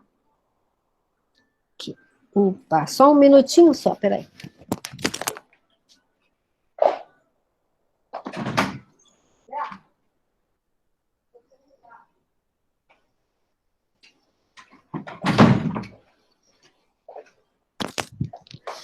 Alô? Estou de volta. Tem alguém ainda? Já saíram todos. Estamos aqui. Gente, quando ficar demais, vocês podem me interromper, tá? Porque tem muita coisa para falar e eu acabo me empolgando. Então, eu sei que o horário... Podem falar, estão cansados, eu paro. Bom, procurativa a gente já tinha falado, bromélia, parei aqui, né? porque eu não estava encontrando as fotos e fiquei nervosa, porque tem tantas fotos bonitas que eu... Aqui, o Flectonotus, tá vendo? A outra não estava aparecendo? Aqui está o Flectonotus com os ovos nas costas. Esse é mais didático, porque você vê os ovos ali. Nós tivemos a oportunidade de pegar também, levando alunos, né, da disciplina de BAN, de Biosistemática de Anfíbios, uma outra época. Nós pegamos, assim, na beira da piscina lá, que é a piscina natural, uma fêmea com os ovos nas costas. Não é fácil de encontrar, e assim, nós tivemos essa sorte. E essa aqui também foi numa excursão com alunos que a gente encontrou. Então, assim, às vezes, como eu falei, às vezes a gente dá uma sorte, às vezes está procurando aquela espécie e não encontra, mas lógico que a gente vai insistir até achar. Mas às vezes a gente dá assim, umas sortes, assim, de encontrar coisas. Isso aqui é a Chanoila truncata, que é tipicamente de restinga. Lembro, aqui, já tinha mostrado esse, não sei, aqui Psiboas faber, não sei por que filomedusa, não sei por que tá Andropsófilos decíveis, eu mostrei essa também já. As armadilhas, gente, eu queria... Isso aqui, bom, então, já que não está mostrando, eu vou explicar o que que é, tá? Armadilhas de queda é quando você faz buracos. Essa aqui era realmente a armadilha, era uma coisa importante para ter, mas enfim, estava no slide, não sei o que saiu aqui. A gente faz buracos, e aí a gente vê a profundidade, faz vários buracos no solo. Então tem que ter com cavadeira, é cansativo mesmo, você tem que usar, sabe aquelas equipamento de cavar buraco mesmo, para plantar. Então, são cavadeiras que chamam, né? São duas hastes compridas e duas projeções assim para baixo que elas fecham para tirar o solo, né? Tirar a terra. E aí, naqueles buracos, a gente introduz, pode ser baldes, né? Baldes a gente vê 20 litros, 50 litros, 40 litros, dependendo do trabalho que você vai fazer. E aí você perfura, assim, no fundo do balde, né? Geralmente a gente esquenta o ferro e vai fazendo buracos, e enterra aquilo nos buracos. E esse intervalo de um balde para outro é calculado, né? Uma coisa meio seriada, que pode ser ao longo ou então fazendo um Y. E isso, a gente, depois que coloca esses baldes, a gente deixa lá exposto. Você pode colocar uma barreira de plástico, assim, fazendo uma barreirinha com uma paredinha, ou então você deixa lá aberto e vai monitorando. E isso, se cair bichos, caem muitos, são chamadas armadilhas de queda, ou pitfall. Então, você pode encontrar, a gente tinha essas fotos, porque a gente já fez vários trabalhos de levantamento, mostrando isso. Enfim, aí você encontra bichos que estão ali e que, por acaso, passam desapercebidos se não estiverem cantando, né? Então, essa é uma estratégia. Como eu falei, o canto é muito importante para a gente ser atraído, né, para coletar, mas essas armadilhas de queda têm trazido também muitas informações. Então, no fundo, tudo é importante, né? Então, coleta de girino, você vê pela voz, essas armadilhas. A outra também é um transecto, isso foi também em Poço das Antas, que a gente fez, e esse transecto você faz um transecto numa área, né, de 2x2, 4x4, você estabelece com as estacas e fica coletando aquele foliço. Com isso, lá em Poço das Antas, a gente descobriu uma espécie que depois a gente descreveu, essa espécie era uma espécie nova, de Euparquerella. Então, muito interessante esse tipo de informação. Eles se cruzam, tá? Então, transecto, você tem a busca ativa, transecto e armadilhas de queda. Associado com peneira, né, que vai pegar girino, e aí você tem algumas espécies que podem cair em transecto, por exemplo, né, e que está no transecto ou na armadilha de queda. Physalemos significa, quando ela não está cantando, ela pode, tá? Esquinoquinema, Esquinoquinema guinter, eles são bichos de foliço.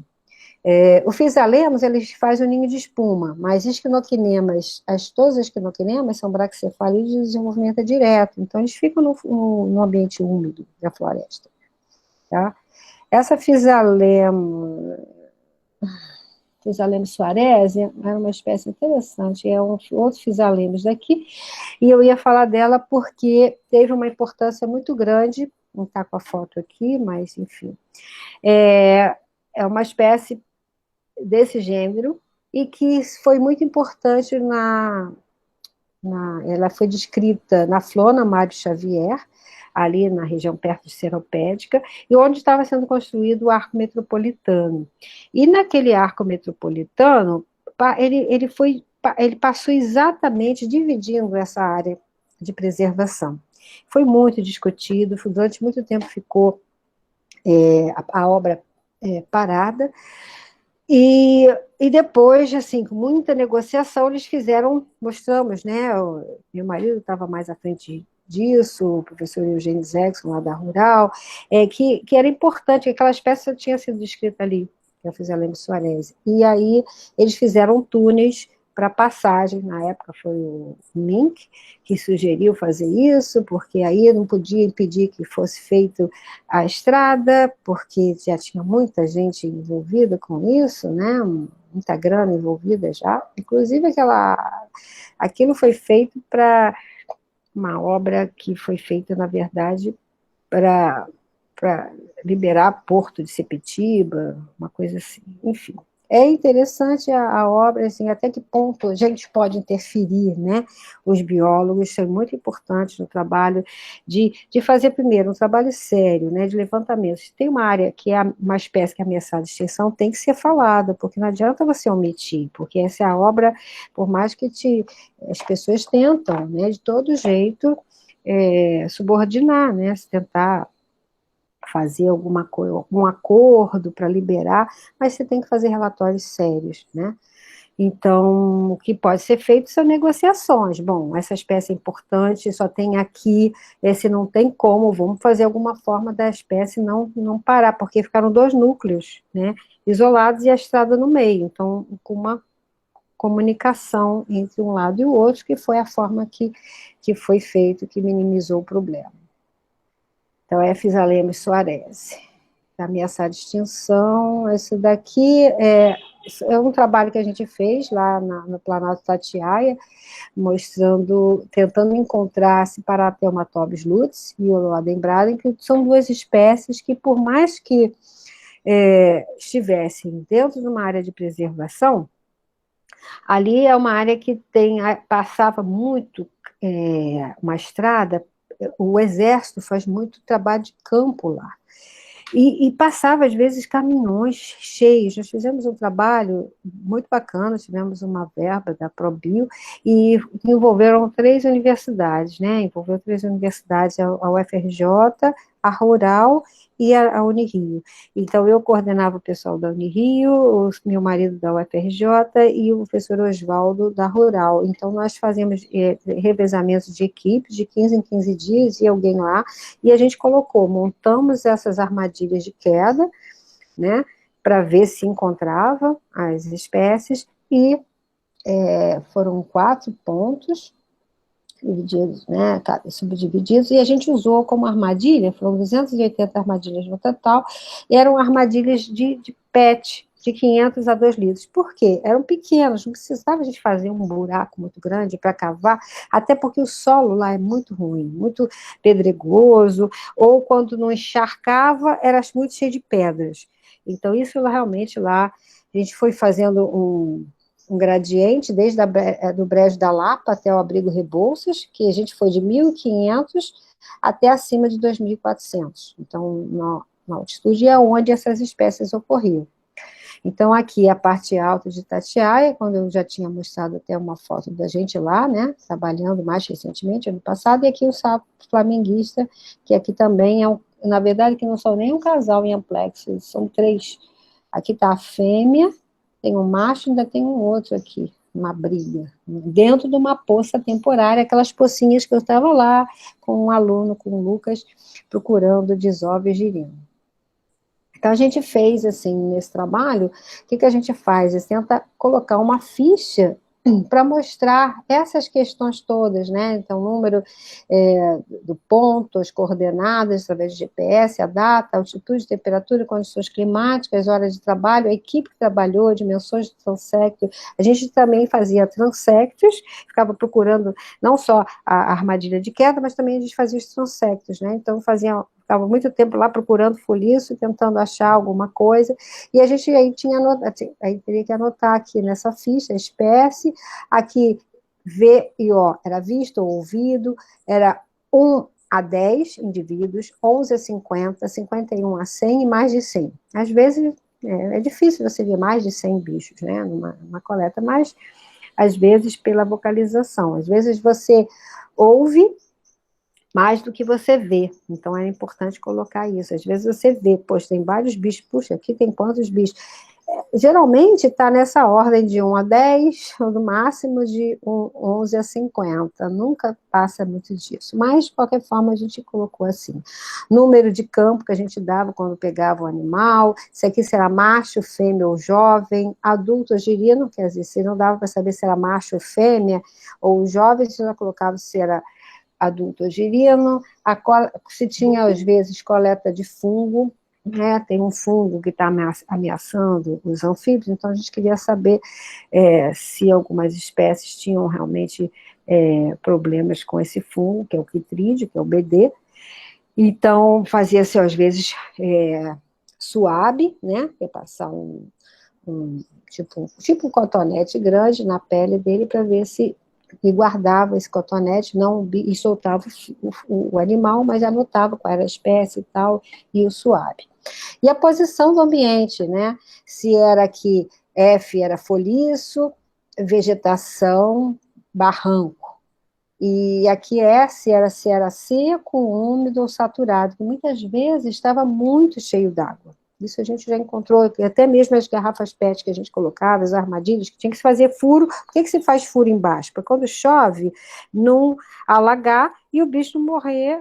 Muitas vezes eles ficam afogados, não conseguem sair e morrem afogados. Então, por mais que a gente fizesse vistorias sempre, a gente tem que fazer vistoria de manhã, tarde, de noite.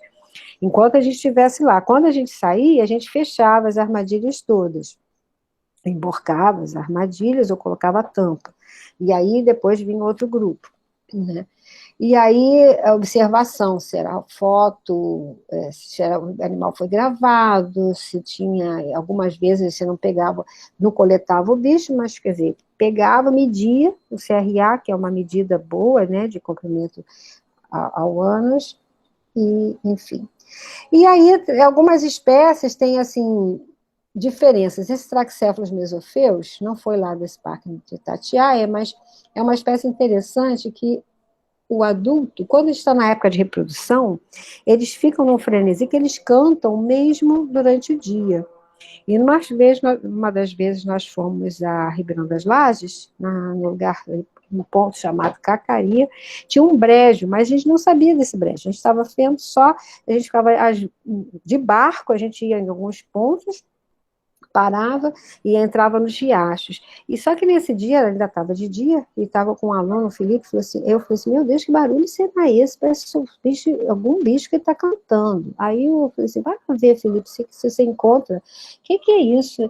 Esse bicho. Isso. Aí ele voltou e falou assim, não, professor, isso aí não pode ser um bicho, isso aí parece um motor. Esse não existe motor. Vamos ver o que é. Aí esse parece um couro de um bicho. Nós fomos, era um matagal, e a gente foi desbravando, até que a gente encontrou uma poça temporária e tinha muitos bichos cantando. Eram esses Trachycephalus mesopheus. E aqui está, não sei se está dando para ver, aqui está a fêmea, os dois olhinhos da fêmea, aqui está o macho. Então, eles estavam fazendo um ninho, e tinham muitos, né? Aí a gente já pegou os girinos, aqui o girino em metamorfose, e aqui ele recém-metamorfoseado. Então, nós fizemos um trabalho e mostramos que essa espécie estava bem abundante naquela região, e ajudamos a compor, né, o ciclo biológico dele. Então, é muito interessante essas coisas que acontecem. Você tem que estar em campo, né, para ver.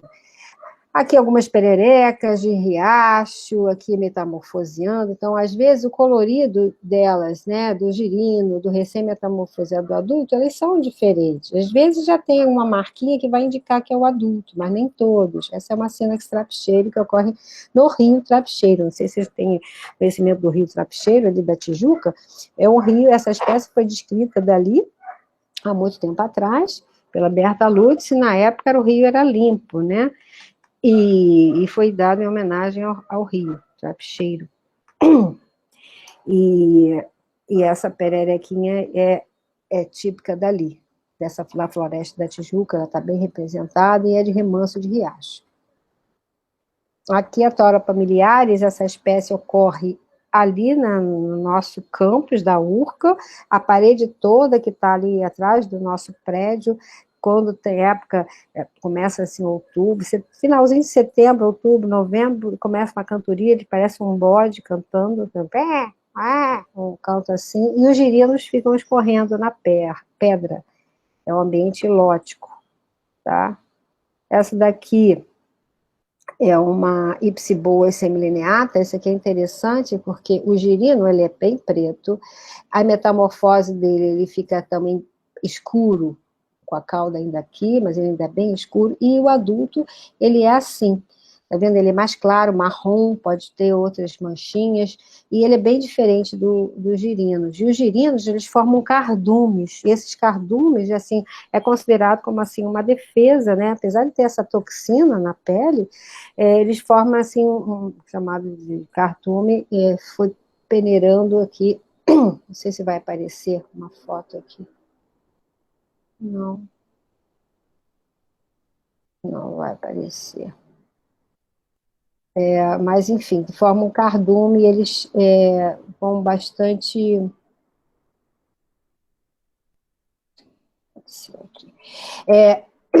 Formam cardumes, e eu só queria falar que é difícil predar esse girino, que ele tem essa substância tóxica, mas por experiência nós demos filhotes de Ipsiboa semilineatus para uma cobra que a gente estava criando na época, já tem muitos anos isso, uma cobra Liophis miliaris, que era bem, come peixes e come girinos também, come metamorfose, eles comeram e regurgitaram. Então a gente, na hora, assim, pegaram, estavam em cativeiro, pegam tudo que aparece, né? Mas depois sentiu um gosto e soltaram. Então, realmente, e o adulto, depois, eles não têm mais essa toxina. A gente nunca fez um trabalho mostrando essa toxidez, né?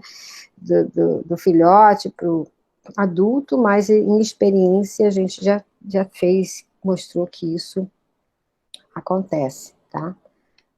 É uma coisa interessante. Bom, tem muita coisa para falar, gente, eu não sei o tempo aqui, como é que está.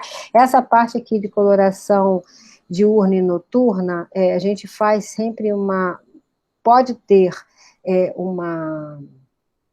a gente usa um catálogo para naturalista, para ver as cores, e nessa parte aqui das patas, a gente esticando, a gente vê umas regiões que têm máculas que não são visíveis quando o bicho está assim com a patinha de dentro. Então, o que a gente faz? A gente faz fichas de coloração para tentar mostrar esse colorido. A gente coloca a variação da cor, mais clara, mais escura, e vê lá, verde mais próximo é esse verde aqui, da cor tal, do catálogo. Tem o nome da cor e o número. Então, e esse catálogo de naturalista que a gente tenta usar, né, que a gente vem usando, é o mesmo catálogo que é usado para aves. Então, os ornitólogos usam bastante. Então, é um catálogo que já está disponível.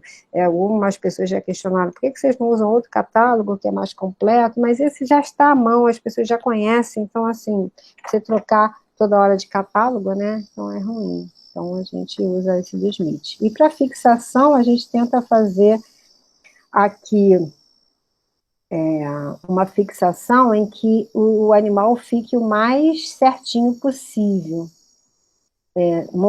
Na montagem dele, também não está aparecendo aqui. Aqui é um outro processo que a gente faz para estudo, de anfíbios, de anuros, é a osteologia. Para você estudar a osteologia, que ela é muito importante, às vezes, para separar uma espécie da outra, para ver relações de filogenia. Tem muitas ferramentas hoje em dia, né? A gente tem o DNA, mas DNA sozinho, eu acho que ele não faz nada, eu acho que tem que ser um conjunto. Cada vez mais, eu acho que a taxonomia tem que ser integrativa, tem que juntar todos os caracteres possíveis, de você levantar todos, de adulto, de girino, de ambiente, de reprodução, o máximo que você puder. E no adulto, você tem a parte morfológica, de morfologia externa, tem a morfologia interna, que é a osteologia, que traz bastante informação, isso é uma coisa bem clássica já, mas ainda é usada, tá? Por exemplo, está fazendo trabalhos agora, mostrando a diferença de duas espécies, e está usando várias ferramentas, tá?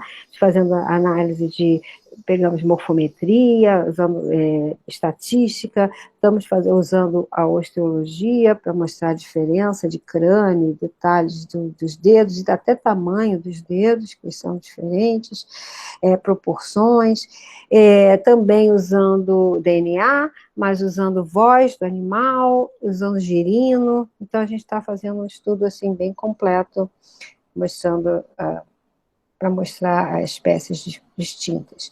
Isso aqui é um trabalho que foi feito por uma aluna, assim, na Sinaxi Rei, ela mostrou aqui o desenvolvimento, aqui é o girino, já aqui é a cauda, ó. E essa aqui é a formação do uróstilo, que é uma peça fundamental no esqueleto do anfíbio, que é isso aqui, ó.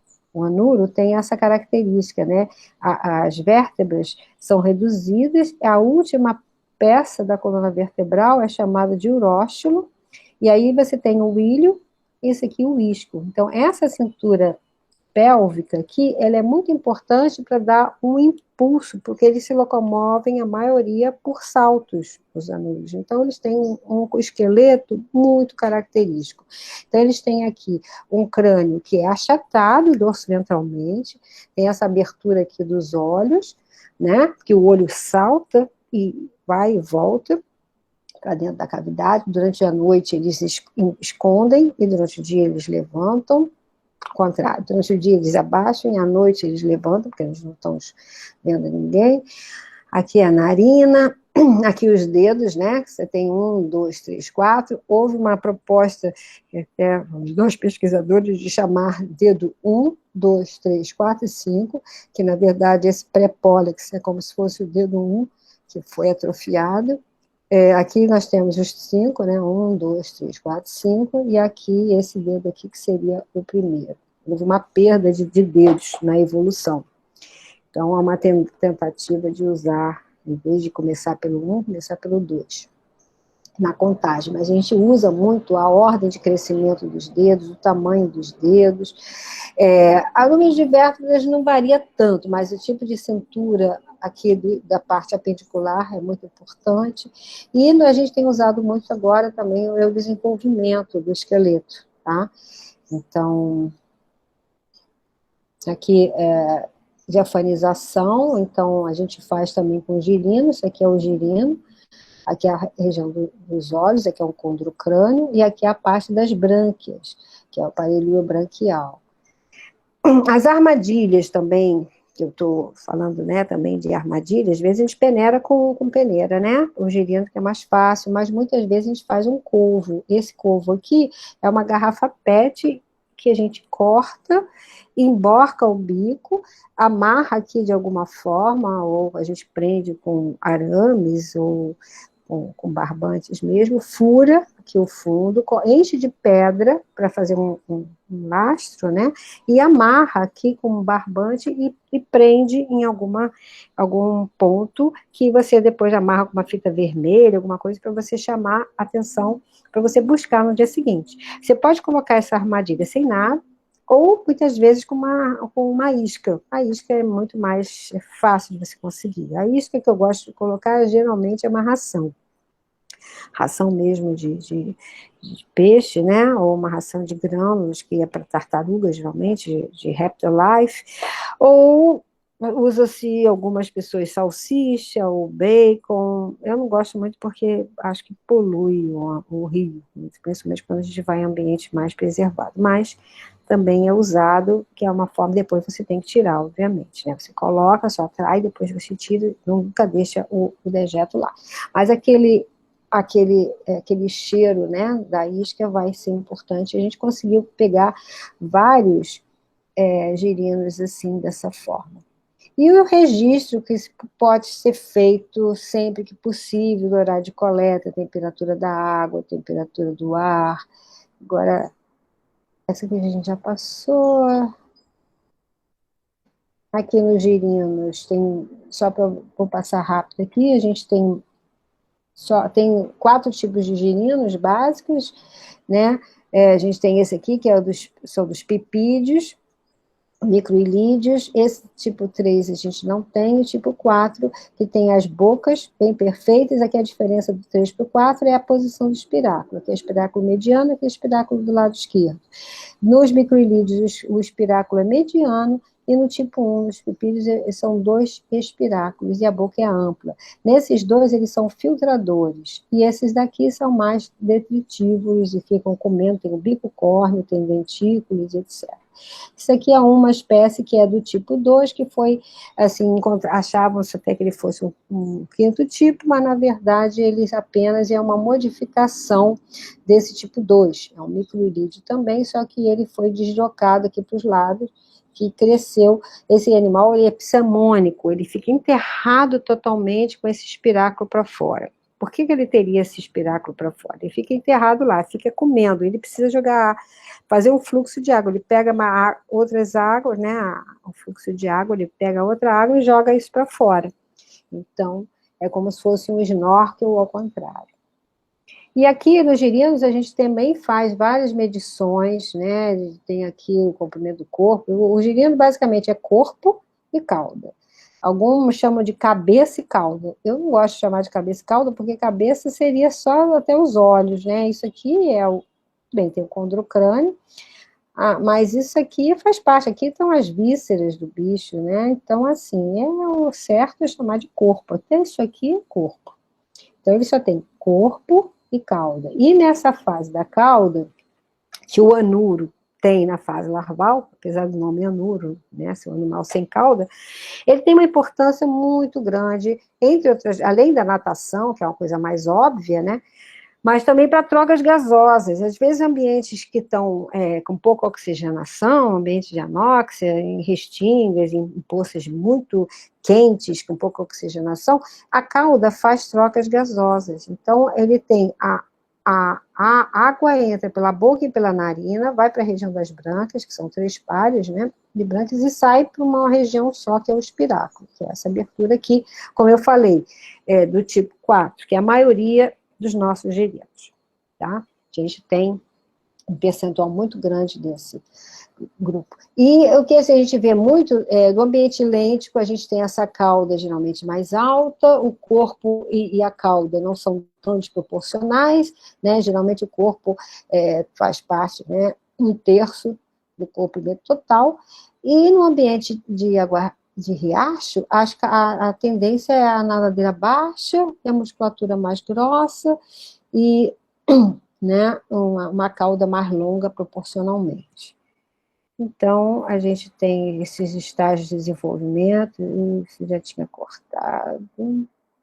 Passar rápido aqui alguns tipos de girinos. Esse aqui é de desenvolvimento terrestre, no solo. Isso aqui está no aquário, foi tirado no laboratório, obviamente, mas esse girino, olha como ele é diferente. Ele tem aqui vitelo, maior quantidade de vitelo, e a cauda bem comprida. Mas ele é nidícola, ele nasce no ambiente terrestre. Ele tem um morfotipo de girino, mas na verdade ele não se alimenta. Aí a gente tem a gastroteca, endotrófico, que ele realmente não é considerado, desenvolvimento direto, os exotróficos, aqui os flectonócitos, os arboreal, girinos que nascem em bromélias são chamados arboreais. Isso aqui, Flectonotus fícilis, arboreal também. Isso aí é o pipa. Então, esse daqui, ó, esse daqui Não está dando para ver. Aqui era uma fêmea sem ovos nas costas, depois ela com os ovos nas costas, ela fica com essa cloaca aqui avermelhada, existe um amplexo do macho com a fêmea, eles dão cambalhotas, e aqui desses ovinhos aqui, que ficam aderidos na pele, a pele depois cobre esses ovos de um dia para o outro. A gente criou essa espécie durante muito tempo, Pipa carvalhó, e a gente acompanhou isso várias vezes. Eu até estou criando aqui no meu aquário, em casa, mas por enquanto, quer dizer, deu azar da fêmea morrer, a gente só está com macho. Os machos cantam sempre, mas não tem fêmea para reproduzir. Mas eles colocam esses ovinhos aqui no dorso do girino, do ovo nasce um girino, que ele é filtrador. E esse aqui a boca é bem ampla, como eu falei, tem 2 espiráculos, um aqui, outro aqui, esse aqui é o coraçãozinho batendo, aqui é a parte das brânquias, aqui o intestino, e aqui ele está, no momento da foto, ele estava defecando, então aqui sai um concentrado de algas. Bom, eu vou... Aqui o ambiente lótico, aqui tem vários tipos de girino, não vou falar muito disso, a importância da gente fotografar em vida. E aqui, desenho em câmara clara, né? É muito importante a gente esquematizar. Hoje em dia tem muitas formas, não se usa mais câmara clara, mas eu sou tradicional, então eu gosto de usar câmara clara. A gente pega o bichinho, coloca lá na câmara clara. Hoje em dia o pessoal faz o quê? Fotografia e usa Photoshop. Dá certo também, mas para quem tem habilidade em mexer com aquilo, né? Eu prefiro, meus desenhos são feitos a lápis, depois eu passo nanquim, depois eu... Dá muito trabalho, mas sai na proporção certinha, tá vendo? Você quer a escala, se é o girino daquela Rhinella pigmeia, esse é um artigo que eu publiquei, já tem bastante tempo, mas eu gosto, acho que o desenho está bem ilustrativo, que tem essas manchinhas aqui na cauda, que a gente via de cima, que são essas faixinhas aqui laterais, por isso a gente tem que fazer desenho, pelo menos de lado, de cima, a parte ventral, aqui já é o intestino, ó, por transparência você vê que é o tubo anal, e aqui é o detalhe da boca, repare que pela escala, olha, aqui tem 1 milímetro, a boca é bem pequena, né? E esse aqui tem 5 milímetros. O girino, ele realmente era bem pequeno, ele tinha no máximo 15 milímetros. Ele é bem pequenininho, é de Rhinella. Aqui é para mostrar que o girino e o recém-metamorfoseado. Aqui é o girino de Megalose, que é uma espécie grande lá da Serra dos Órgãos, que o Lucas até trabalhou, o Denner também, Felipe, a gente trabalhou muito, gosta muito desse girino. E ele é grandão, tá vendo? Ele tem um sistema de linha lateral muito bem definido, que é essas pontinhas aqui, que nem um peixe, porque ele vive em ambiente de água cristalina, limpa, limpa, limpa. E o interessante que esse girino é que a gente coletava lá ele, e ao colocar no saco, depois ele começava a regurgitar. Um sistema de estresse, assim, como resposta à mudança de ambiente e tal, ele começava a regurgitar. Então, às vezes ele ficava magrinho, a gente pegava o bicho super gordinho e começava a regurgitar no saco plástico, no pote que a gente pegava. Aqui a importância da boca, da análise da boca, do girino, a gente usa isso como uma estrutura também sistemática, e tem a ver com a alimentação, mas principalmente aqui o bico córneo, aqui as fileiras de dentículos, e a gente faz uma fórmula dentária. Isso aqui, essa parte aqui é ampla, sem papilas, aqui as papilas aqui nos cantinhos, em toda a volta, aqui está mostrando um esquema hipotético, lógico, nunca vai ter uma reentrância aqui, não vai ter aqui, mas está mostrando os tipos que podem ter, tá? Então, essa aqui é uma boca que não é uma boca que as papilas não são interrompidas, aqui elas têm essa prega lateral que a gente chama de boca emarginada. E a numeração, que a gente faz a fórmula dentária, então aqui é sempre contando do primeiro de cima para baixo, primeiro e segundo, 1, 2 e 3. Então, a gente tem aqui, a primeira é inteiriça, a segunda é interrompida, a gente coloca entre parênteses, e a terceira, as 3 são inteiriças.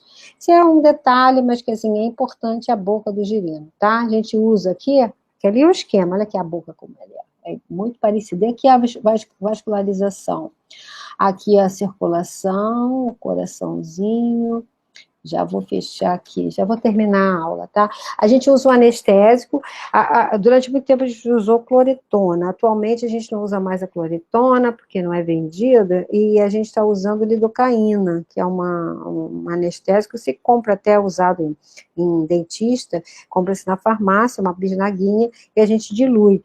Tem lidocaína de 2%, tem de 5%, quando a gente quer fazer para girino, a gente usa de 2% diluído, mais diluído, coloca o girino, quando estiver baixo, realmente a gente monitora na lupa, para ver o coraçãozinho, e abre a boca com o pincel, para ver essas estruturas todas. É muito importante. A gente desenvolveu essa técnica para ver a boca, já que a boca é um caráter importante na sistemática, e a gente, no trabalho, de 98, a gente descreveu essa técnica que a gente usa até hoje. Então, gente, aqui tem a parte interna, estágios de desenvolvimento é importante a gente olhar esses estágios, e eu acho que é isso, gente. Desculpe, eu acho que eu passei do tipo de... Agora, aqui só esse Rhinella icterica, é um girino que realmente é muito comum vocês verem, é da Rhinella, aquela grandona, do sapo cururu, apesar dele do adulto ser grande, tem o dimorfismo sexual, macho é menor que a fêmea, e os girinos são dos menores, sabe? Então, a megalose, que é um girino bem maior, o adulto também é grande, mas na Rhinella, a desproporção é maior, né? O girino é muito pequenininho, ele metamorfoseia bem pequenininho, ele vai crescendo no adulto, na forma adulta. Já a megalose já é uma outra forma. A estratégia de desenvolvimento dela investe mais no girino, o girino cresce, cresce, cresce, cresce, e depois na metamorfose ele já está um tamanho mais próximo do adulto. Então, existem dentro de anfíbios algumas estratégias diferentes quanto a isso, tá? Esse girino faz uma ilha gutata, ele tem a boca para cima, em forma de funil, isso é um trabalho que a gente fez, quer dizer, esse girino existe na Floresta da Tijuca, que foi ao Horto, é a primeira vez que eu mostro para os alunos, eles não acreditam que seja um girino, acho que é um peixe, ele tem realmente essa parte aqui muito transparente, ele fica com essa ponta aqui com o flagelo vibrando, esse bicho está fixado, mas aqui a parte do abdômen é prateado, é um girino muito bonito. E ele fica com esse funil para cima, pegando as partículas que estão em suspensão. Mas quando começa, ele tem correnteza, ele se fixa com essa estrutura aqui, em forma de papila ventosa, e ela se gruda no substrato, e ele não é carreado, mas vive em locais com bastante correnteza. Então, esse daqui também é um girino que é em folha, aqui pendurado, o girino é uma estratégia também de desenvolvimento antes, quando ele cai, já cai praticamente o girino, que são as brancas externas, então já está bem adiantado. E esse é um girino de Dendropisopsis decipes, que tem essas manchinhas, assim, muito características, né, uma pererequinha. Enfim, esse aqui é uma sínax, só uns desses, fotos em vida, né, são muito mais bonitos. Esse é o Pipa carvalhoi, que é uma fotografia daquele girino, eu tinha mostrado ele ventralmente, esse aqui é de lado, ó, os olhinhos, a boca, e aqui a pata já, pata bem de animal, que é aquático, ele passa o tempo todo na água, ele não sai da água. Esse é outra Boquermanuíla, que é colorida, Toropa pseudis, esse animal pseudis, eles têm um crescimento também como girino muito grande, depois eles metamorfoseiam, também um dos girinos maiores que se tem, megalose, tem o pseudis paradoxa, que é o maior, maior que a da megalose. E é isso, gente. Desculpem o tempo. Agora, se vocês quiserem fazer perguntas, eu estou à disposição. Tem gente aí? Podem abrir os microfones, se quiserem falar. Sobrou pouca gente aí, né? Já passamos do tempo. E aí, o que vocês acharam? Alguma dúvida? Não estou escutando nada, não sei. Podem abrir o Eu microfone. fiquei só surpreso com quando você falou daquele sapo muito grande da África no começo, tinha ali também o registro de um cururu de 38 centímetros. Isso é real? Isso chega a esse tamanho todo? Pois o cururu grande, que é a Rhinella, ma, ma, Rhinella marinus, ela é uma espécie da Amazônia, ele realmente tem o CRA grande mesmo, é um sapo grande, mas a a Conrail Goliath, ele é maior, assim, em termos de, como ela é uma rã, ela tem um volume muito grande, né? Então, a massa corpórea, em termos de massa, ela é maior. Mas o CRA, nós temos na Amazônia esse sapo bem grande mesmo. Só que a gente mede, assim, do focinho ao ânus, né? E as patas não são tão grandes. No caso da rã, as patas são muito grandes. Então, assim, se você contar só o comprimento rostronal, até a nossa ainda é maior. Mas a outra é maior no sentido...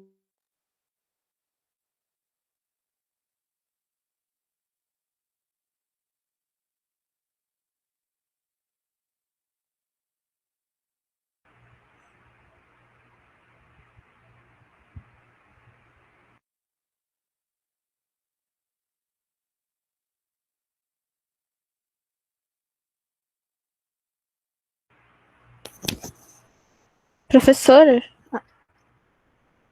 Caiu.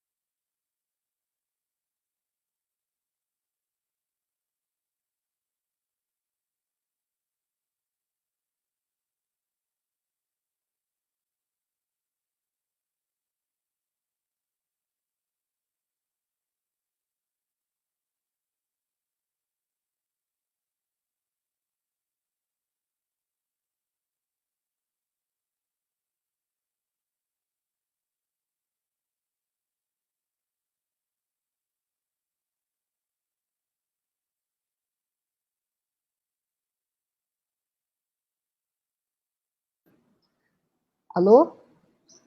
Pessoal? Voltei, e acabou. Desculpem, mas assim, se vocês falaram alguma coisa, eu estava... Deixa eu ver se eu consigo agora abrir o chat aqui para ver. Alterar. Não, não é isso. Bom, se vocês quiserem falar, pode abrir o microfone e falar, tá? Eu não estou escutando. Se alguém está falando, eu não estou conseguindo falar. Não estou escutando a voz. Tinha alguém falando comigo, que fez, acho que foi o Marco, né? Que perguntou sobre a questão da... Cururu muito grande. Falando? Márcio, não estou escutando. Tá, voltou. É que tinha acabado a minha bateria. Eu não sei se eu te respondi.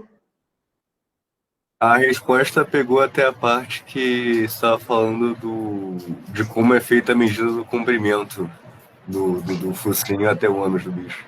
Sim, então o Conrail Goliath, ele é maior no sentido, assim, maior volume, né, com as patas, considerando as patas, mas a nossa, essa Rhinella marinus, ela é bem grande, sim, ocorre na Amazônia. Então, você tem um registro até maior, eu tinha visto 36 centímetros, você viu 38, né?